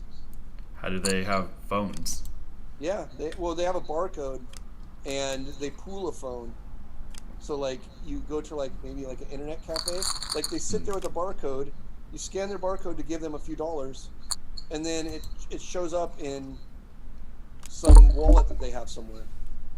But that you So don't like even crypto. yeah. So even the bums in China, even the beggars do everything digitally. He said it's totally crazy how far ahead China is from us. Like it's like two different worlds. Yeah.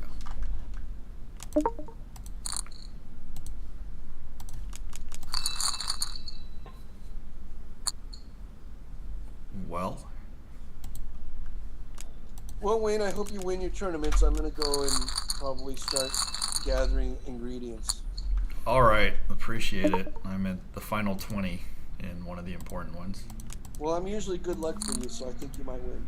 I final tabled in like pretty big ones, or the more important ones when he came on. But So today it's gonna happen, guaranteed. I'm 11 out of 20 in one of the more important ones. So let's see. I hope so. I need it. All right, Wayne. I'll talk to you next time. All right, later. Later. All right.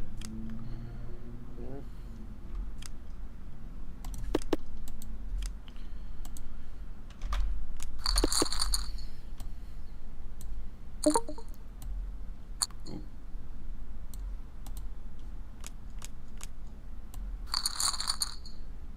There, it's just me, guys.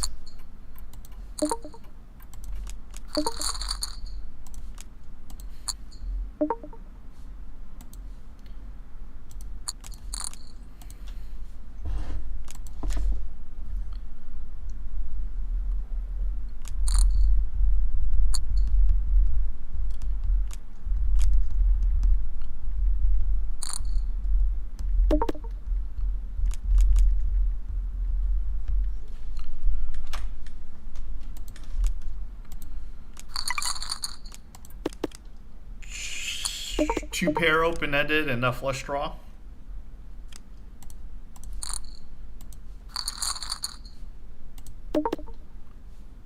That's not good.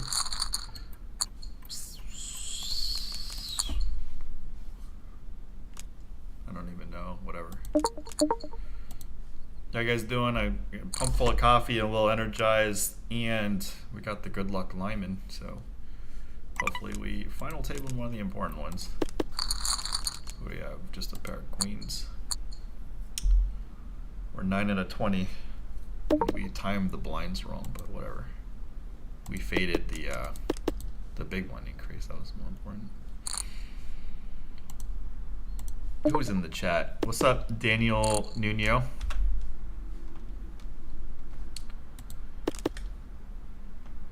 Fold.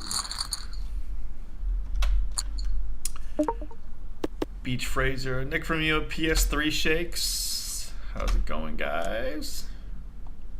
We had the lineman. Damon Santor, what's up, the dude? Nick from Yuma, of course. Mad Benjamin.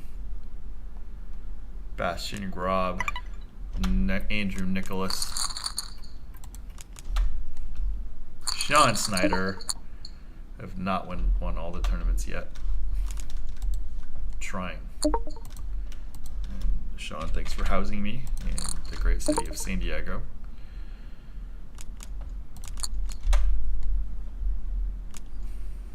AJ, aka Ajizzle.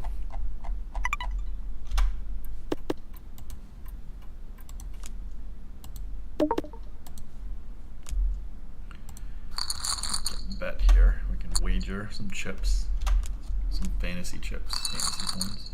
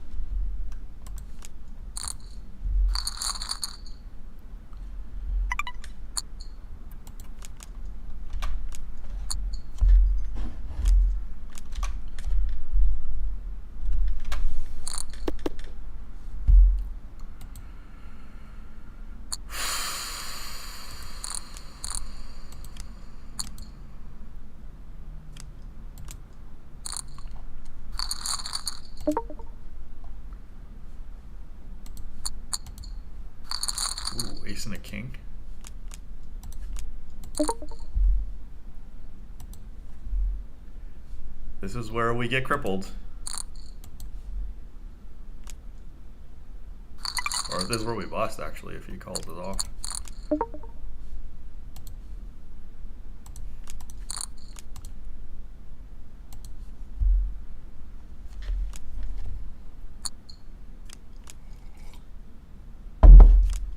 Oh my god. Of course. 10 or king? Oh, 10. Woo. 3 out of 20.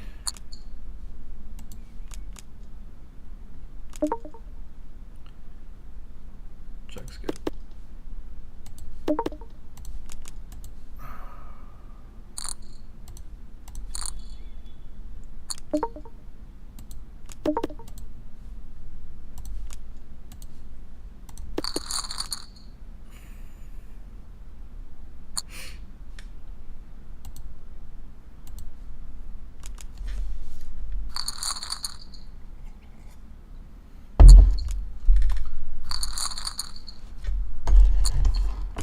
Ooh, this is a good hand to pick up when we're deep.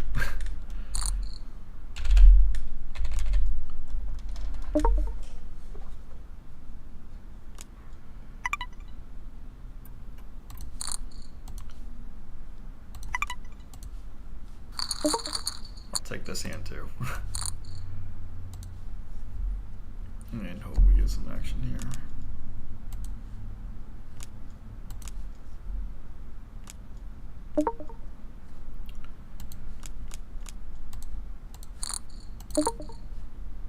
We heard we got some action. Let's just call this off so we don't screw it up.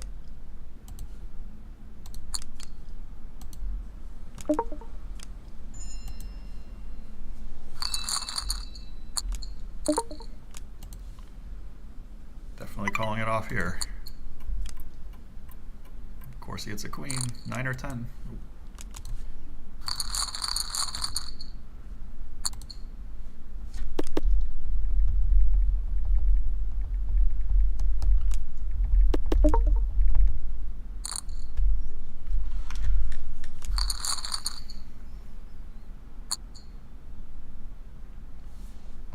Oh, we're the cutoff here.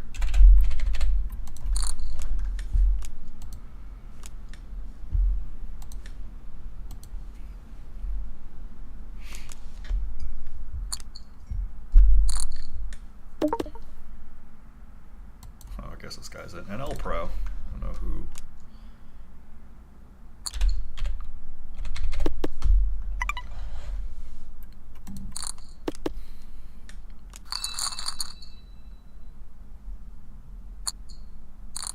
That's one up on me.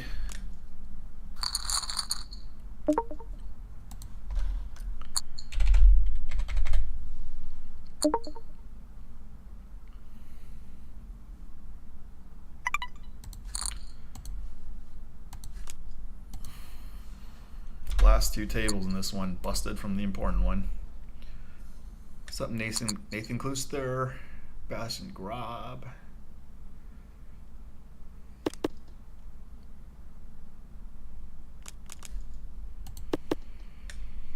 Probably no more guests today. I'm tired. I need to focus too. Thank you guys for coming in. Smash that thumbs up, hit subscribe.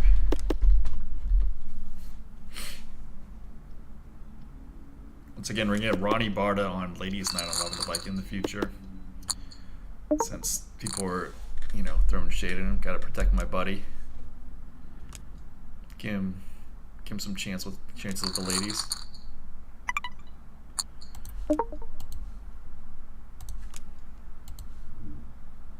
He finished top 3 in the WPT. Shout out to him.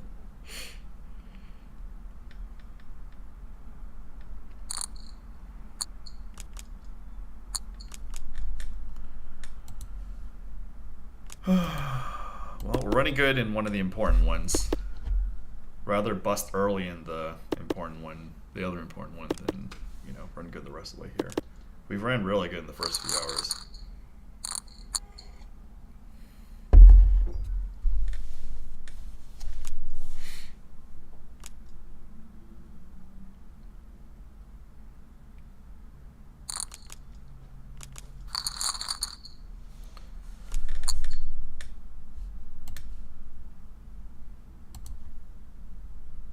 15 bigs.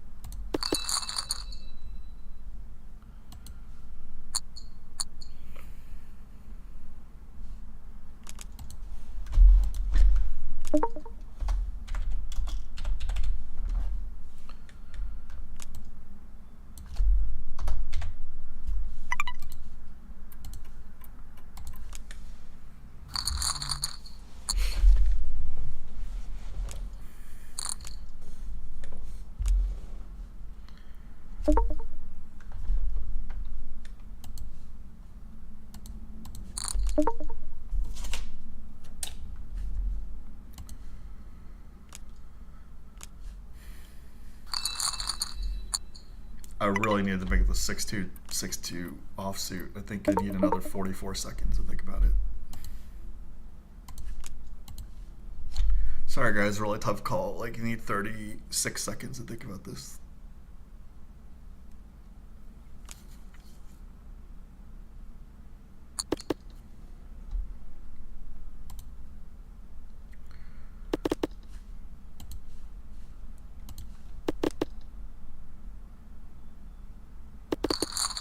Another 15 seconds, guys. I mean, I'm just raise, call, maybe fold, but unlikely.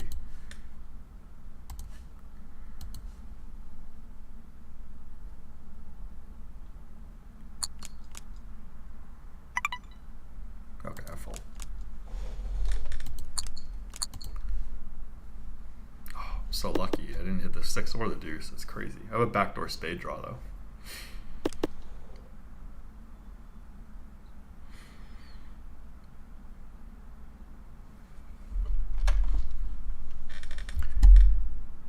Cat Jam.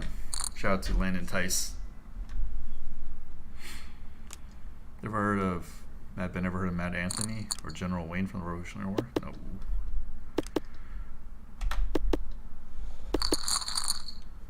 Wow, lot of action. Lot of action.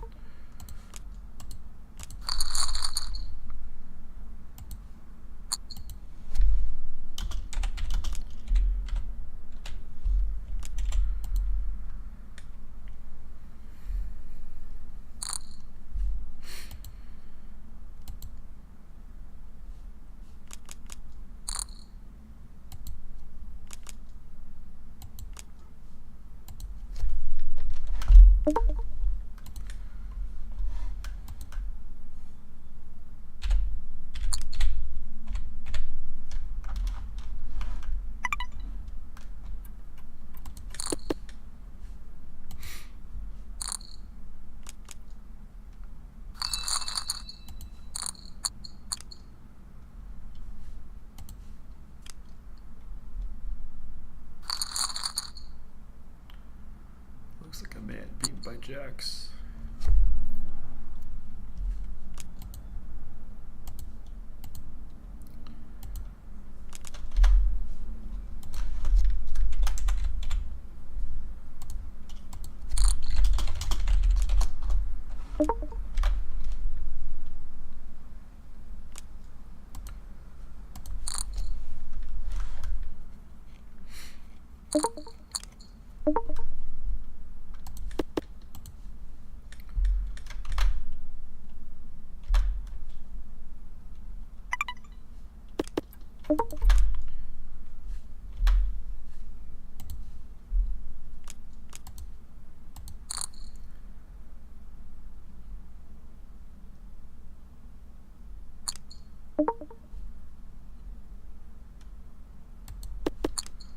Well, it's better than 8 for sure coming out.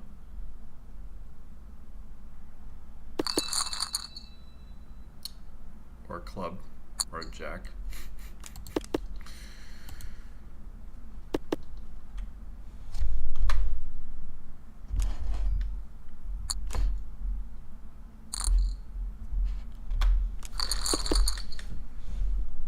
Q is 17 now.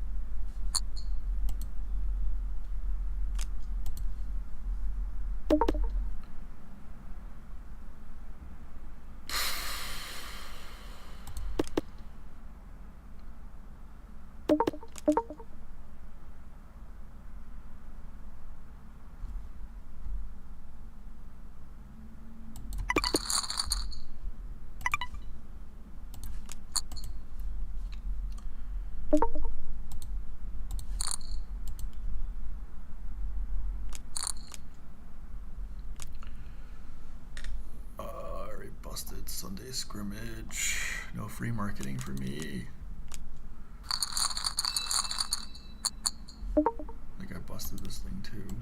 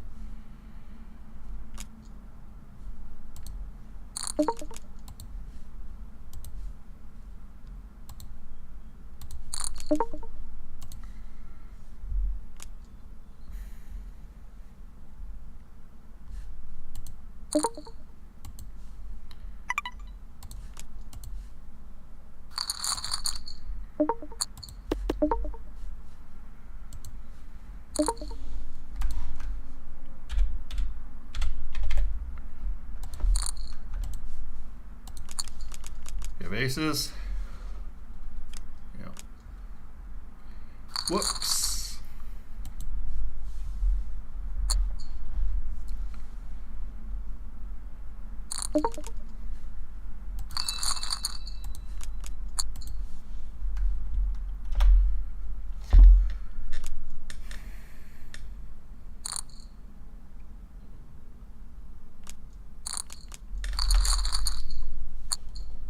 There's some action.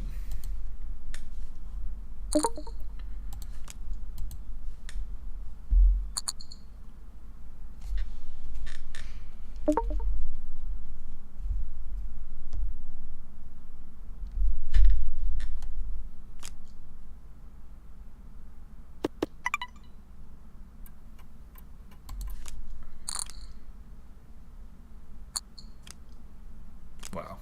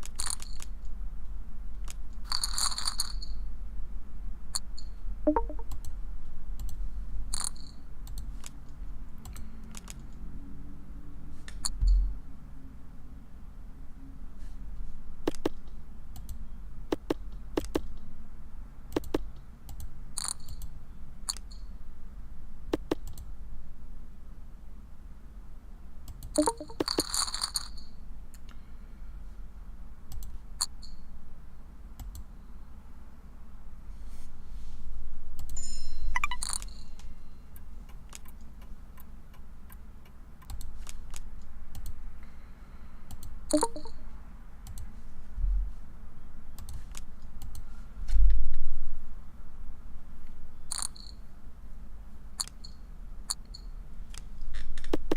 how anticlimactic. Oh, was hoping there was some damage.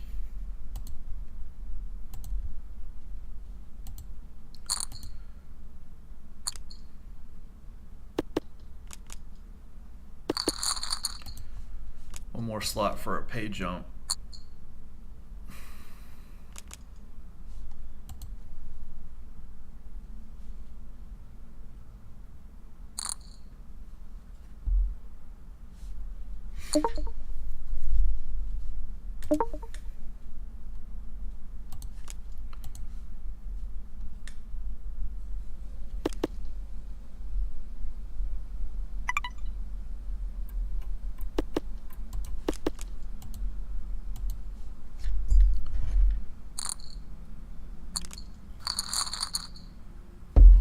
Oh, that's me.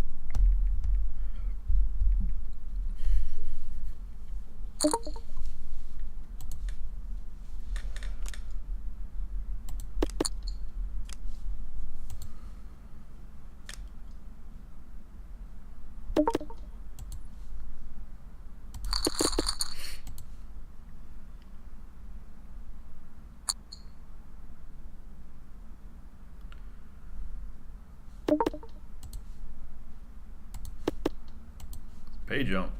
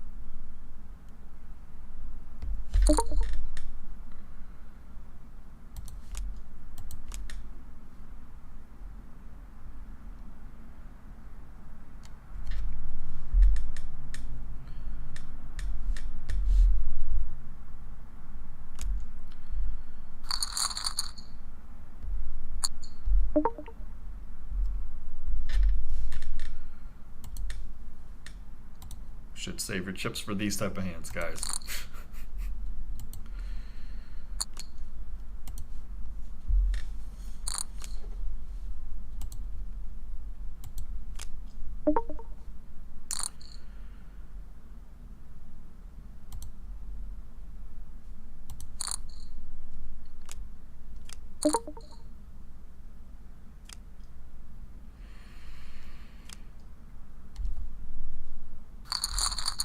Unlikely to set her straight, so I'm just going with it.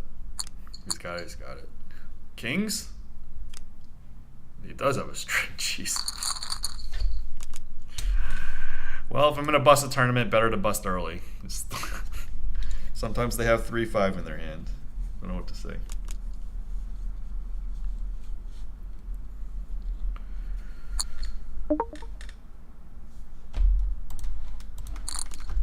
Alright, this is a okay, this one's done. So we have 4 left, I think.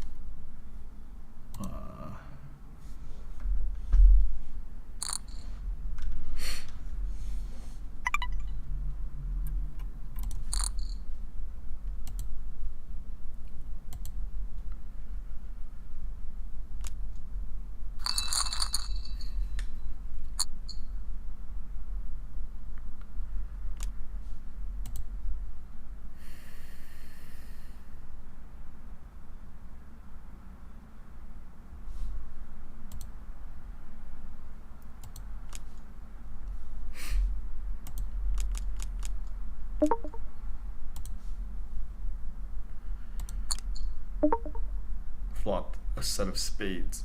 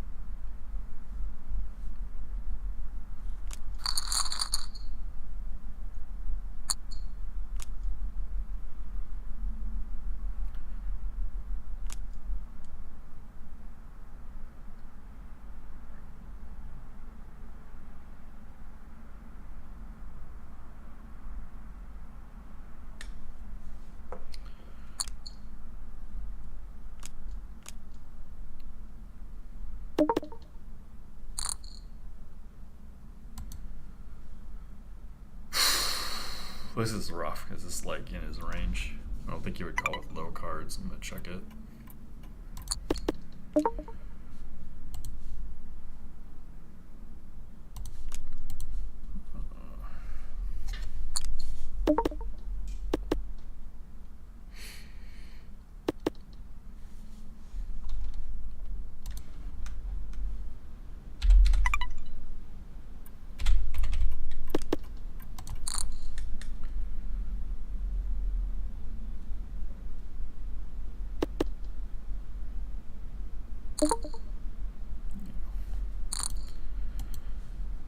Well done, Squirrel 22.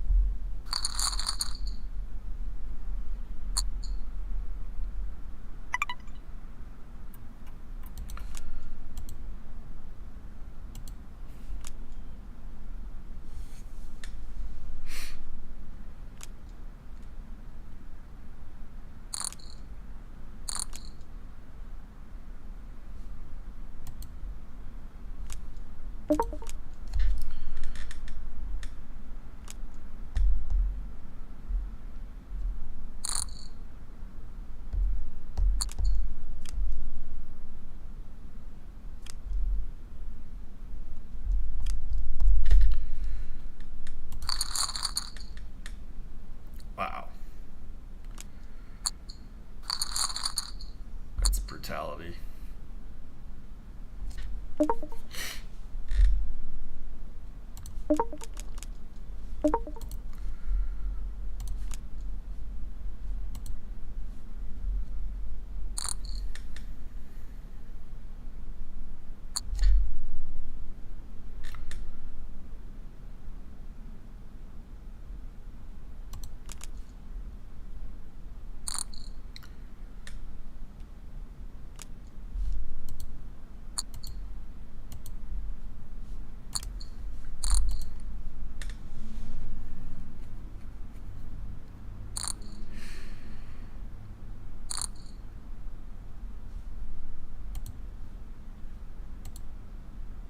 One more slot for a pay jump.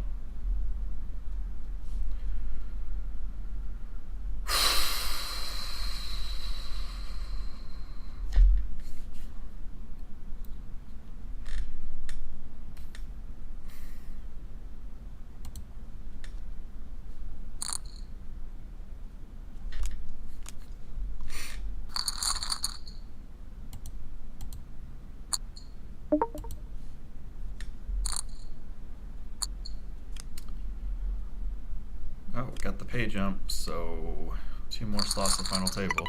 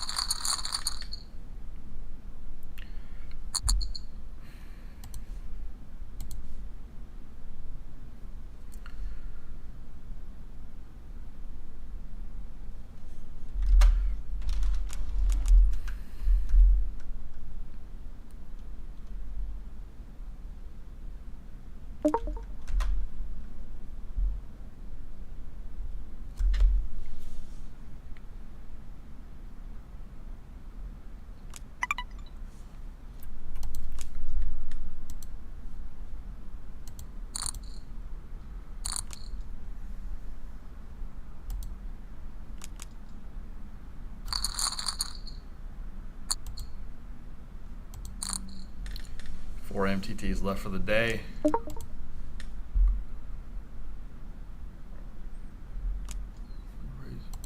Reasonable.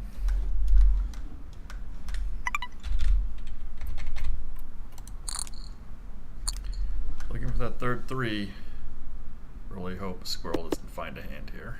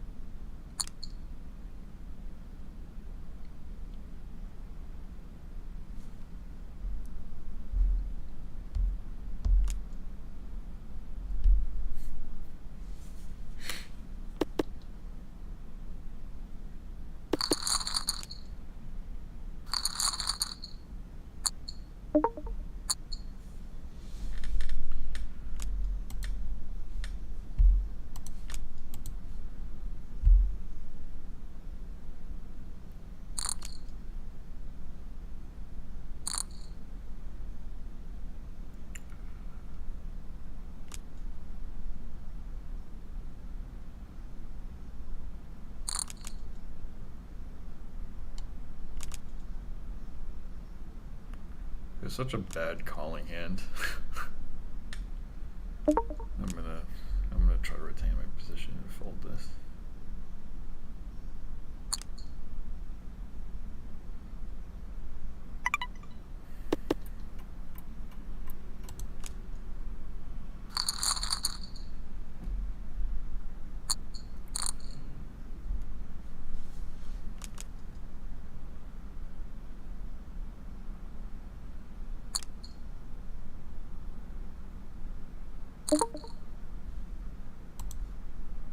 This might be it, guys.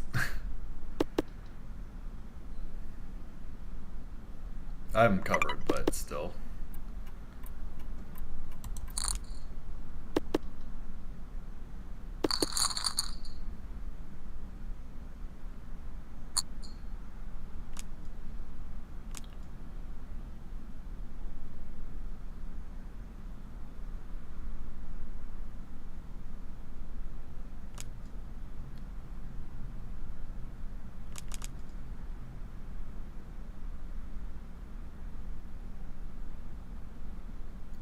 I think it's a pay jump to get 9.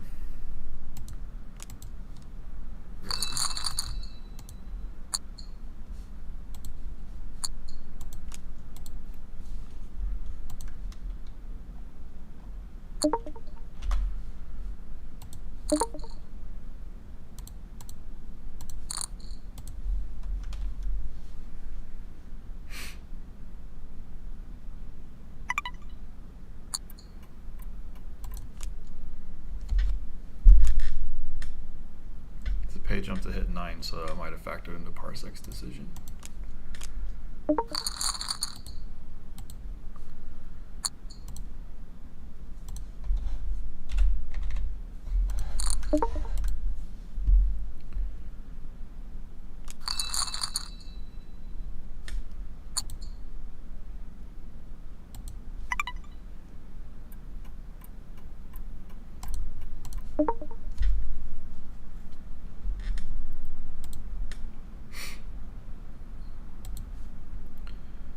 Taking a chance they stall too, not drawing dead.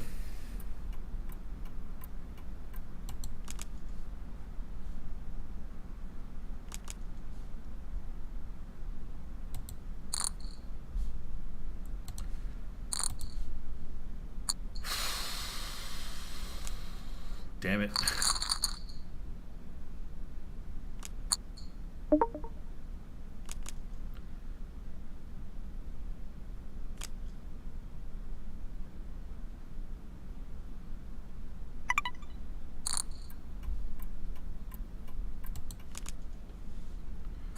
Off by literally a second.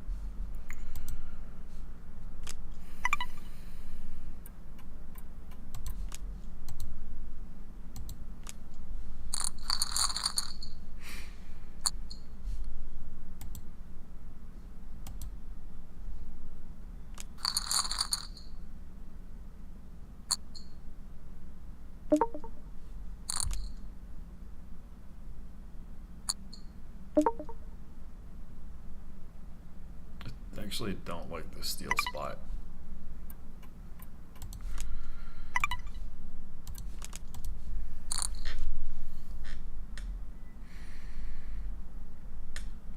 Burned you is under a lot of pressure to like go with hands, so if he picked up any real hand, there's like a lot of hands that he would pick up to go with, like crush me.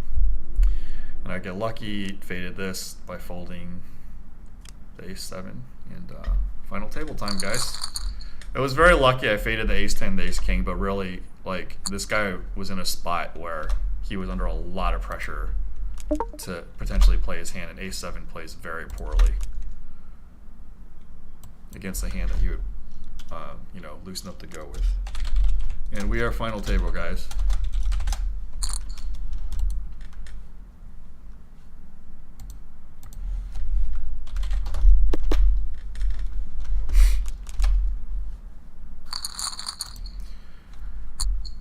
It's the third most important one for the day.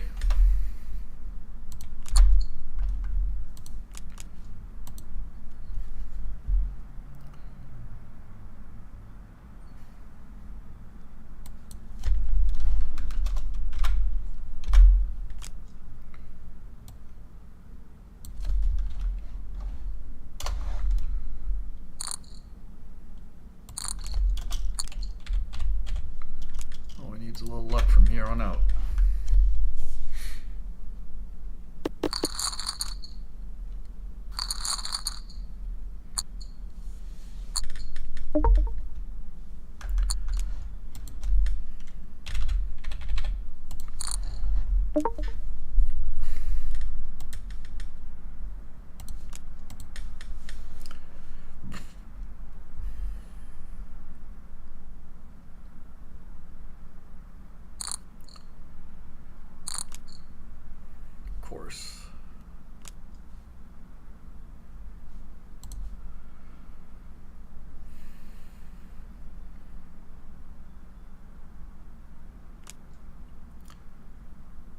Should have an incredibly large hand to be able to do that.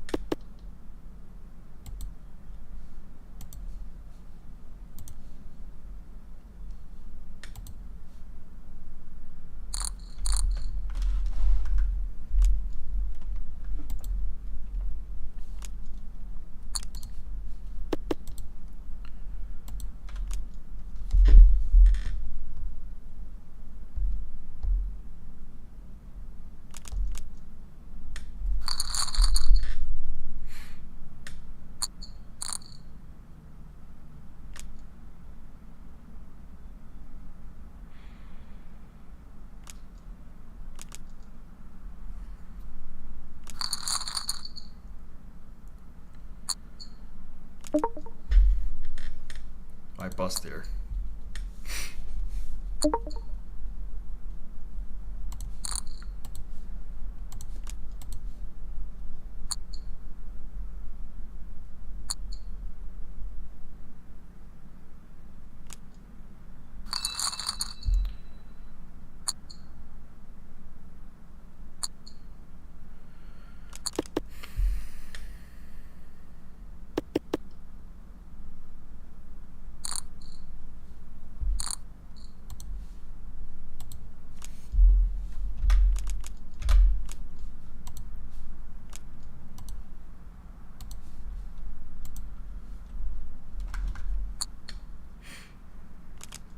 Yep, final table. Thanks the dude.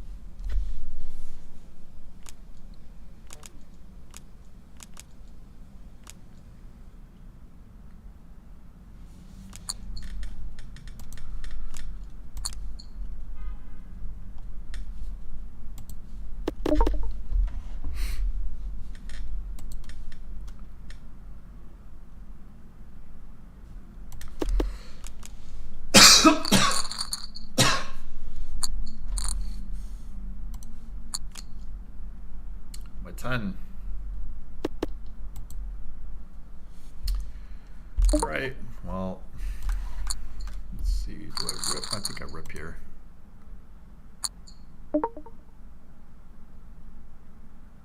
Yeah, I rip.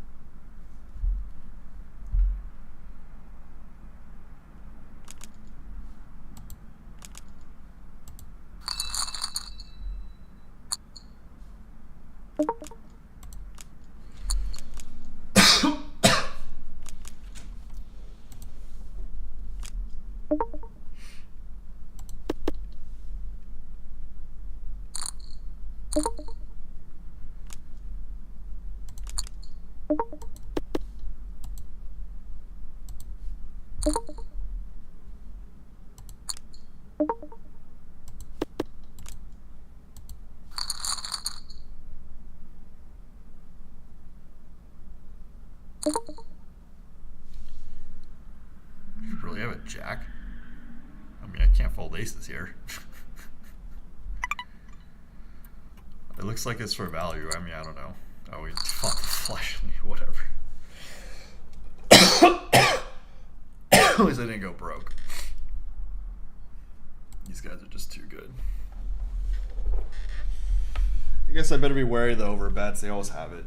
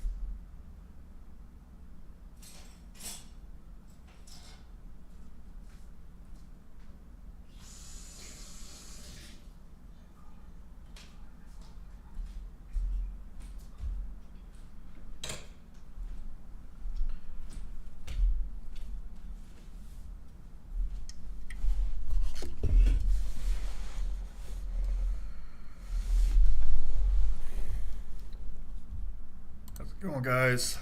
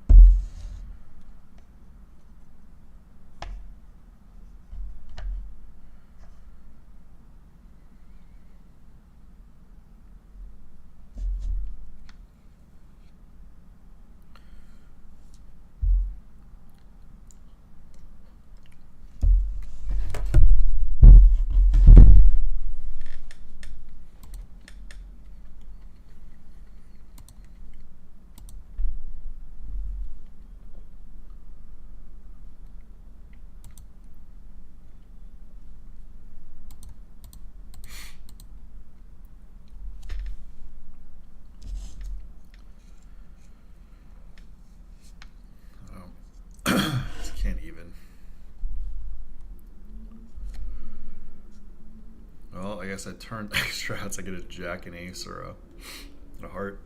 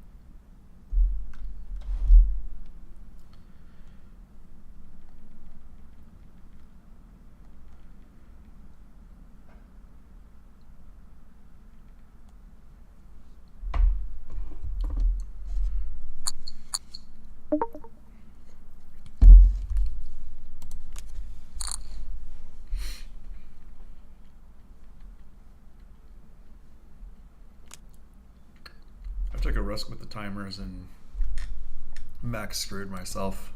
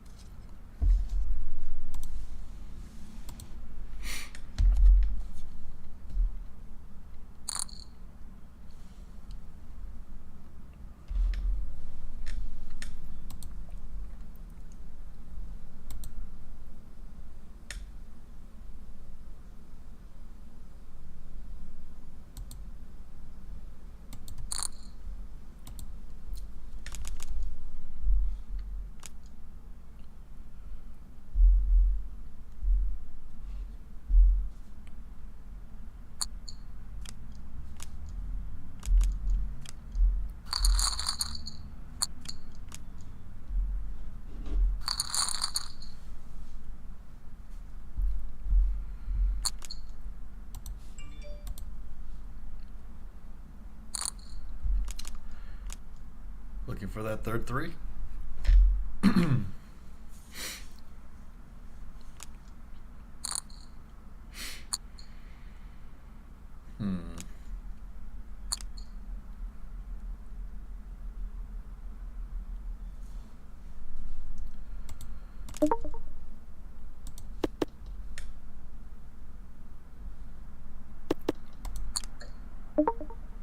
flopped it.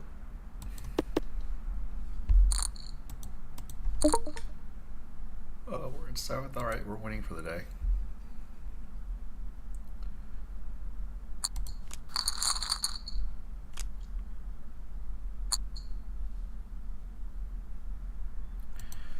New.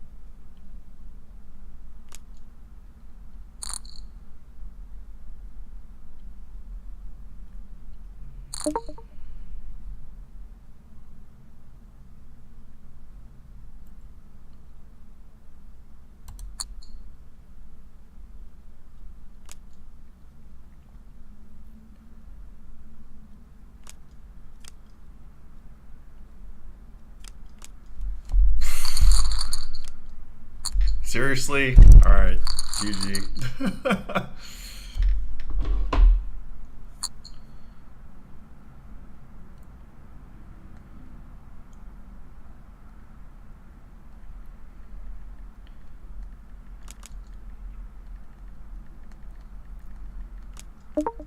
So stupid.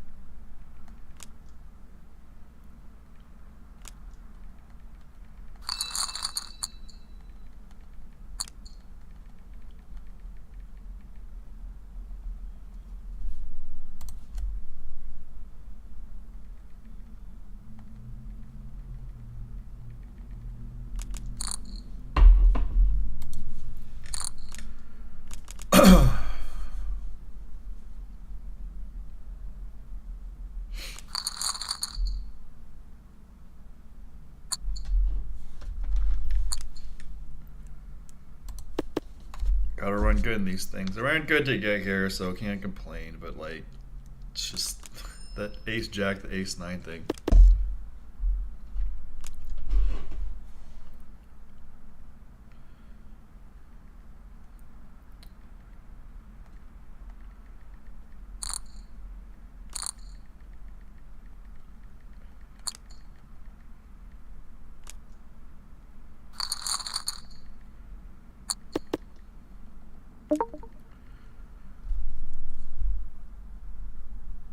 Guess I gotta go with this. Actually, I have 3 more hands.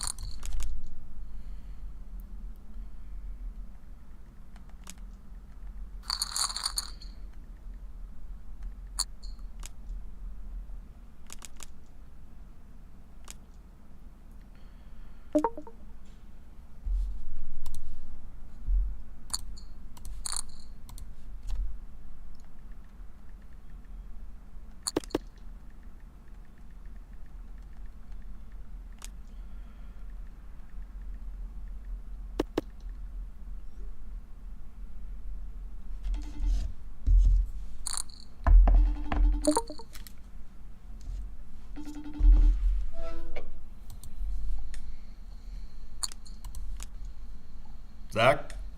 Yeah. Mr. Elwood.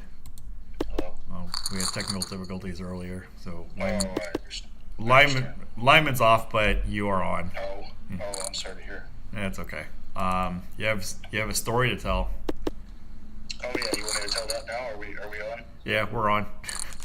Oh yeah. Well, I had a testicle removed, and I encourage everyone to get their, if they notice anything strange with their body, to get it checked out, because you never know when it might be cancer. Right. So, was there like PSA. pain or? Yeah, it was like I noticed it's a testament to fondling your balls often that can really help there can be positives to that, because I noticed something strange. There was a hard, kind of painful consistency to one of my testicles, and then I went in, like, basically the very next day. The hospital system told me to go into the urgent care to speed it up, and I got an ultrasound, and sure enough, it came out that it was cancerous, and they removed it like 2 days after I noticed something strange, so it all escalated very rapidly. Wow. Yeah, so be careful out there. Yeah, no, that's what I tell people too. Like, you know, don't take this stuff for granted. This is Zachary Elwood of Reading Poker Tells, and you have an excellent podcast, and obviously been on Live the Bike podcast and played a couple times. So yeah, and it was. I should say also, it looks very good. Like, it was very local and constrained. So I have no other treatments right now unless some surprises come up. I'm in the, caught it very early, so prognosis is very, very good. But there could be real downsides to not noticing it early. Sure. Yeah. I have a lump in my neck in like the month that I haven't gone in. I'm gonna go this week. Oh yeah. And check. Yeah. Well, I know people that don't go into the doctors for, they have kind of an Oh no, I've been meaning medical to do it. Yeah. kind of thing, and I think that's pretty common to not trust doctors, and the insurance problems too, like having to pay a lot of money. But yeah, if you can get them checked out, do it. It beats noticing it later. Oh no, yeah, no, I'm super paranoid. Like, I had a couple anxiety attacks, which I think we talked about on our podcast. That I just had to check them out. The doctor said I was mostly okay. They were mostly false alarms, but it's like the doctors aren't perfect, but they sure as hell know more than non-study Yeah, it's people. better than nothing. Yeah. It's like I got all kinds of criticisms of the medical system and our healthcare system, but it's you gotta do what you can to help yourself. Yeah. Right. So what did you and Lyman talk about? Oh damn it! I just got out on 7th on the final table. I just got sucked out like 3 times in a row.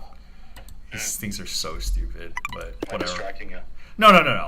Dude, it's just Hold'em, man. Like, come on. Like, when people talk about Hold'em skill, it's just like such a joke. It's like, you're 20 years in Hold'em. There's an MTT. Got Just down like, to a science.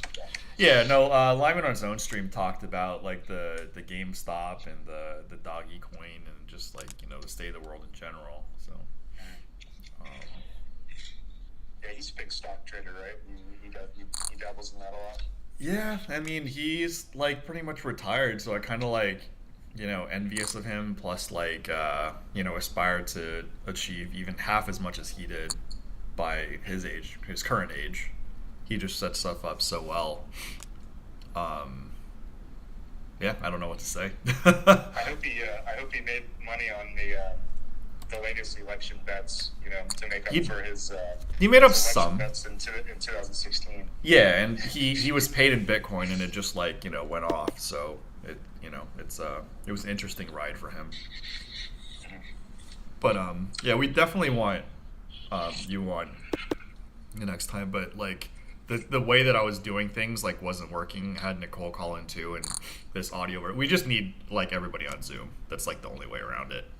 But I was trying to plan something. But Lyman will be back on. Like, he's, especially now, he's just like super chill and just golfs and whatever. I mean, when the casinos open back up indoors, he'll probably go back and get his host job back or whatnot. But really, just like, he's in no hurry. Like a lot of us that quote unquote need the financials, like we gotta grind, we gotta work, but he's worked really hard in the last like 10-15 years, probably his whole life, but really just the last 10-15 years. I'm just he and I have very similar like beliefs, but just like we have different skill sets. So when it's like he's a smart guy, interesting guy.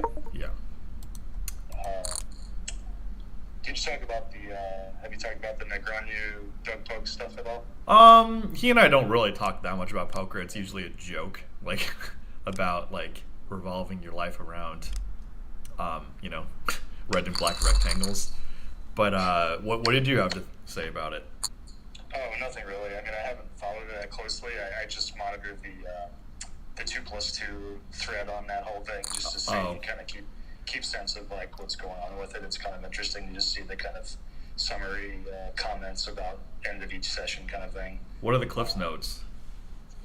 I mean, I don't know. It seems like it's hard to say because it's just reading random people's comments, so I don't feel like I have a good sense. But I think Doug's up like 700,000 right now at this point. Yeah. And but Doug's also like saying he's been so frustrated with poker, with it, and he wouldn't play another one basically. Oh no, yeah. I mean, it's like these kind of competitions are just really intense. Like, I'm way past my esports prime, but like 2 years ago in January, I played in a tournament, big one, like nationals. And just like I took a day off from work. I was so strained and stressed, and just like, dude, I'm way too old for it. Like round 2, I just wanted to like quit. And he's doing this for like a prolonged thing in which he's a very good heads-up player, but in 2021 he may not be even close to the best. I'm sure he's like top whatever percentile, but like he's just not studied, in 2021. Well, I think I can, and I don't know about you, but I can relate to the, finding as you get older, the poker just is draining in the sense that it's, it requires constant mental concentration, and you are kind of burnt out from doing the same thing over and over. Yeah.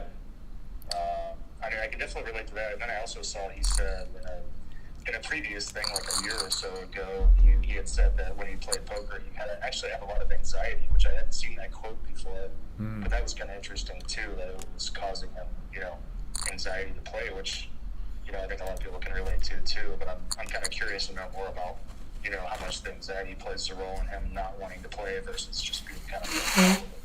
I think I could relate in a sense that like, he and I used to be hyper competitive players, and then when you're in the zone, you're like, you love the game, you're studying, you like just taking on anybody.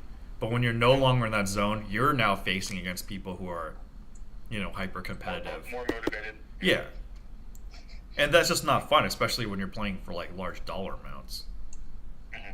So, I think him versus Negreanu had a lot of personal issues, plus like motivation, like marketing, upswing, and just there was a lot of motivation for the stars aligned for this one. And I guess for other people, he doesn't have that kind of like personal vendetta motivation. Well, and somebody said too a good point that he didn't think that Negreanu would accept the challenge, which was that came as a surprise to him when he offered it, which I believe that's probably true. I said the same thing. I wouldn't expect that, so that's interesting, thinking like he was almost like, well, I'll make this challenge, and he actually accepted. Now I actually got to get cracking and preparing and thinking about it, which I didn't think I would have to do. Sure. But I do think he complains a lot more than I would expect him to, considering he's really? Up 700,000. Oh.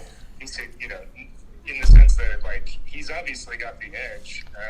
He seems a bit too bitter about everything. Like, but I guess it's related to feeling burnt out with poker and not really liking to play poker, which as we said, we can relate to. Yeah. I guess like because it's interesting, there's parallel phenomenons like the GameStop and crypto stuff. So if he wasn't liquid playing against Daniel Negreanu, that money actually would have increased at a higher rate. If it was in, Bitcoin or like GameStop or AMC, So like pure dollar amount, it's like a lot, but whatever is return on investment, and I know at least Ryan Fee, I'm sure other people have a piece of his action too, and there's side bets, but his return on investment might be just like, why would I do this? Why don't I just sit back and buy Bitcoin, just like, have a martini? Well, it also you probably expected to be beating him for a lot more.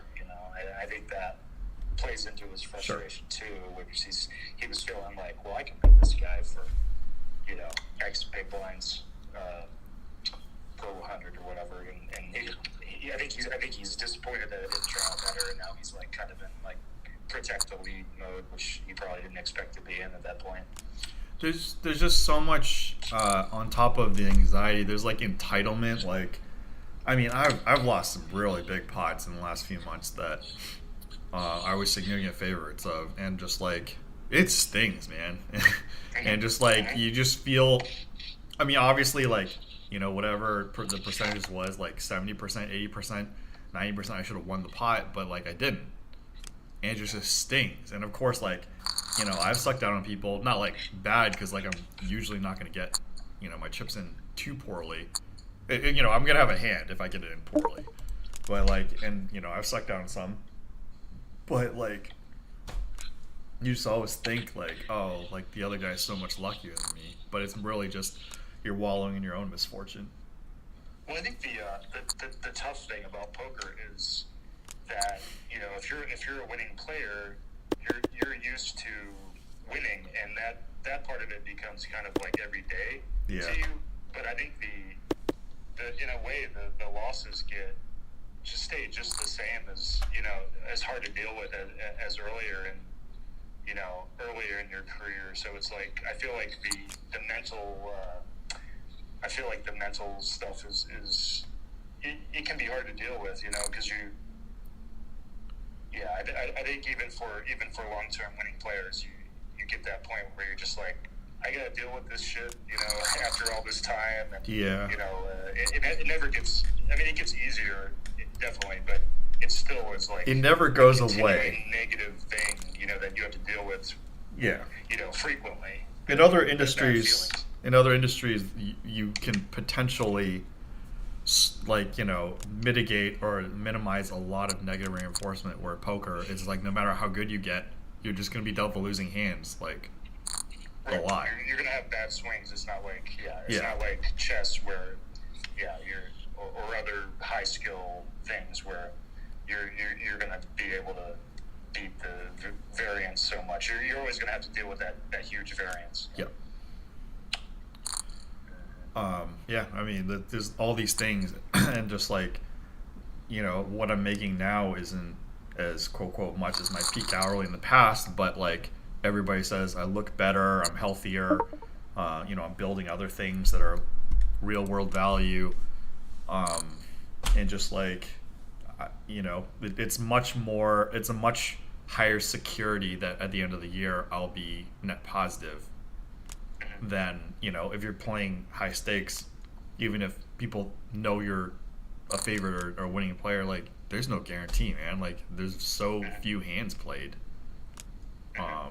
So I mean, you know, I joke about it here and there about, you know, being a has-been or whatever, but it's just like, it really is just like, you gotta live life for yourself. And just like when I see the young kids like studying, I'm just like, oh, I never even loved poker that much, but, you know, had the luxury of it, you know, being there in an easier era, and now just like they really, really love it.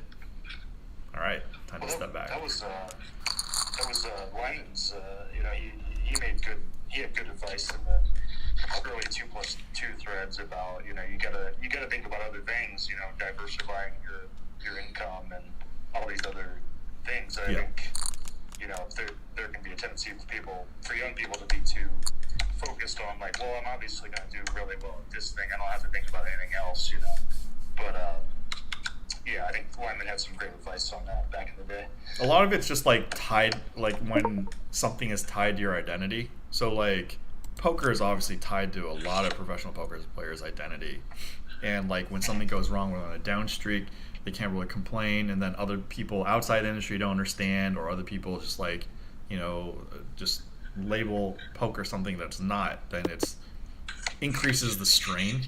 It's like misunderstanding between the professional poker player and the outside world, or even in the inside world, because let's face it, most people just aren't as good as they think they are.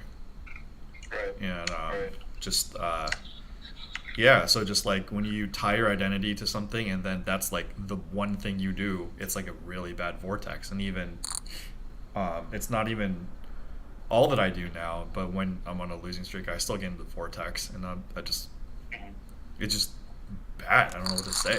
Like, yeah, it kind of makes you. It makes you. The thing I didn't like about playing poker a lot, you know, when it was like the only thing I was focused on, it was it was like it made me feel like I was kind of a one-dimensional person, and made me feel kind of bitter in the sense that it's like, well, you guys don't know what I'm going through. You know, and I kind of hated that about it, because it was like, well, why would anyone care what I was going through? You know, Yeah. If I take a step back, It's like narcissism plus like, you know, like being just self-centered, self-pity. Like I go through it now, and it's just like, it's really bad, because nobody should ever have to, like, you know, be responsible for it, you know? So. Right. Yeah, and that's what I didn't like about, you know, the swings of poker and the lifestyle of poker. It has hardships, and I think, you know, I think some people are better suited for it than others, but I think we have to work against, you know, every pursuit has these theoretical negative psychological things that can, you know, be painful, and we have to work against. Despite all these things, it's like, for, you know, I talk with a lot of younger people, like, you know, in their 30s or 20s, and like, despite all the negatives of poker, I'm just like, I don't even know what to tell them, because it's always like, you know, when my elders are like, don't do this, don't do that, it's like, okay, well, if I don't do this, what am I supposed to do? Like, you know, there's just not many good options. The world's just so competitive now, and just like, things get outdated so fast, cost of living keeps going up, it's just crazy. Yeah, I always feel that way when I never feel like I have advice for anyone, because everyone's so different. And, different skill sets, different situations. It's always like, I'm always like, well, here's what I think, but it only really applies to myself. I don't feel like I can help people other than like tell them my story or something, or give like random observations, because everyone is so different, and so has different skill sets, has different psychological, emotional needs or whatever. And, yeah, it's so hard to give advice to anyone about anything, really. Yeah, one of the other things was like different achievements and provable achievements. So like, one of the simple ones is just like getting a degree. Like, is a degree as useful as it used to be? No. Like, is there value, like educational value that it used to have? No, because like of the internet. But like, if I go to Harvard versus like a no-name school, you're just going to be labeled differently, and you're going to be able to traverse in different ways that, while was the education worth it, like the raw information, not really. You're just buying the brand. So it's like, if you go to a college, and even if it's minus EV plus like, you know, it like time to make up, is the brand worth your purchase? Or even like, you know, like I think the value of social interaction, because, you know, people 30 and younger grew up with internet, so they have far less face-to-face interactions, and we talked about this. So like, I think the value is there, like forced or opportunity / some forced interaction with people, you know, with similar backgrounds as you. So yeah, I sometimes felt like the value of college was just showing. It's basically shorthand for showing like, I could do this project for X number of years, and I accomplished it. It doesn't actually mean anything. It just shows I was able to complete something. So that shows that I am, in some sense, trustworthy, even if I didn't actually learn anything. But I did commit to something. And I feel like people miss that about college. It's not like the value isn't in the education. It's almost like, if I was going to hire somebody, college shows me at the very least, like, well, they were able to complete. You get it done, You know? Yeah, it's like, whereas if somebody else might have some other accomplishments, but if I'm faced with the choice between somebody with a college degree and someone who doesn't have that, and they have the same, you know, other characteristics, I'm going to be like, well, the person with the college degree did commit to something and finish something that was big, even if they didn't learn much different than the other person. You know? Right, it's and just a signifier of, you know, a shorthand for like, they did something. And when you're if you can do that, if you can prove that in other ways, that's awesome. Like, you can complete, you know, make an app or something. You know, it's like you've shown that you've done something. For sure. It was more like, I think I've told you too, the props at the bike are highly educated. One is a master's from Juilliard, one went to Berkeley. Casey and TT, I think, both have masters in engineering. But like, you know, they work in a casino. But just like, it just showing, like, you know, poker player, one of the toughest things is just sticking to a schedule, showing up on time, and being responsible. And clearly, if you have a bachelor's or especially a master's, one of the guys had a PhD too, and one of the commentators, Charlie Wilmot, has a PhD from UC San Diego. So it's just like they're choosing this path for a reason. May not be great reasons, but you know, it's legitimate reasons. So. Well, I gotta go make some food that I promised to make. So I'm gonna let you go here. Okay, sounds good. Appreciate your time, and you're always welcome on. We'll get you in another day. All right, Thanks, Wayne. take it easy. Good.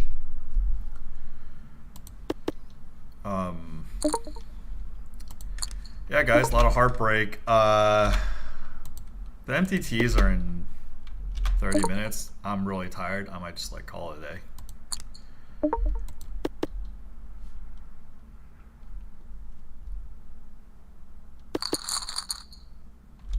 Wow. Appreciate you guys tuning in. Of course, if I won that ace jack against ace 9, a lot of things changed, but I did run good to get there. Yeah, guys, shout out to you guys, the linemen. Had a long few weeks travel. Am I running into aces here again? No, we both have kings and he has jacks. So it's rough times. All right, guys. Yeah, I'm gonna unregister these. So take it easy. See you guys next time, and hopefully less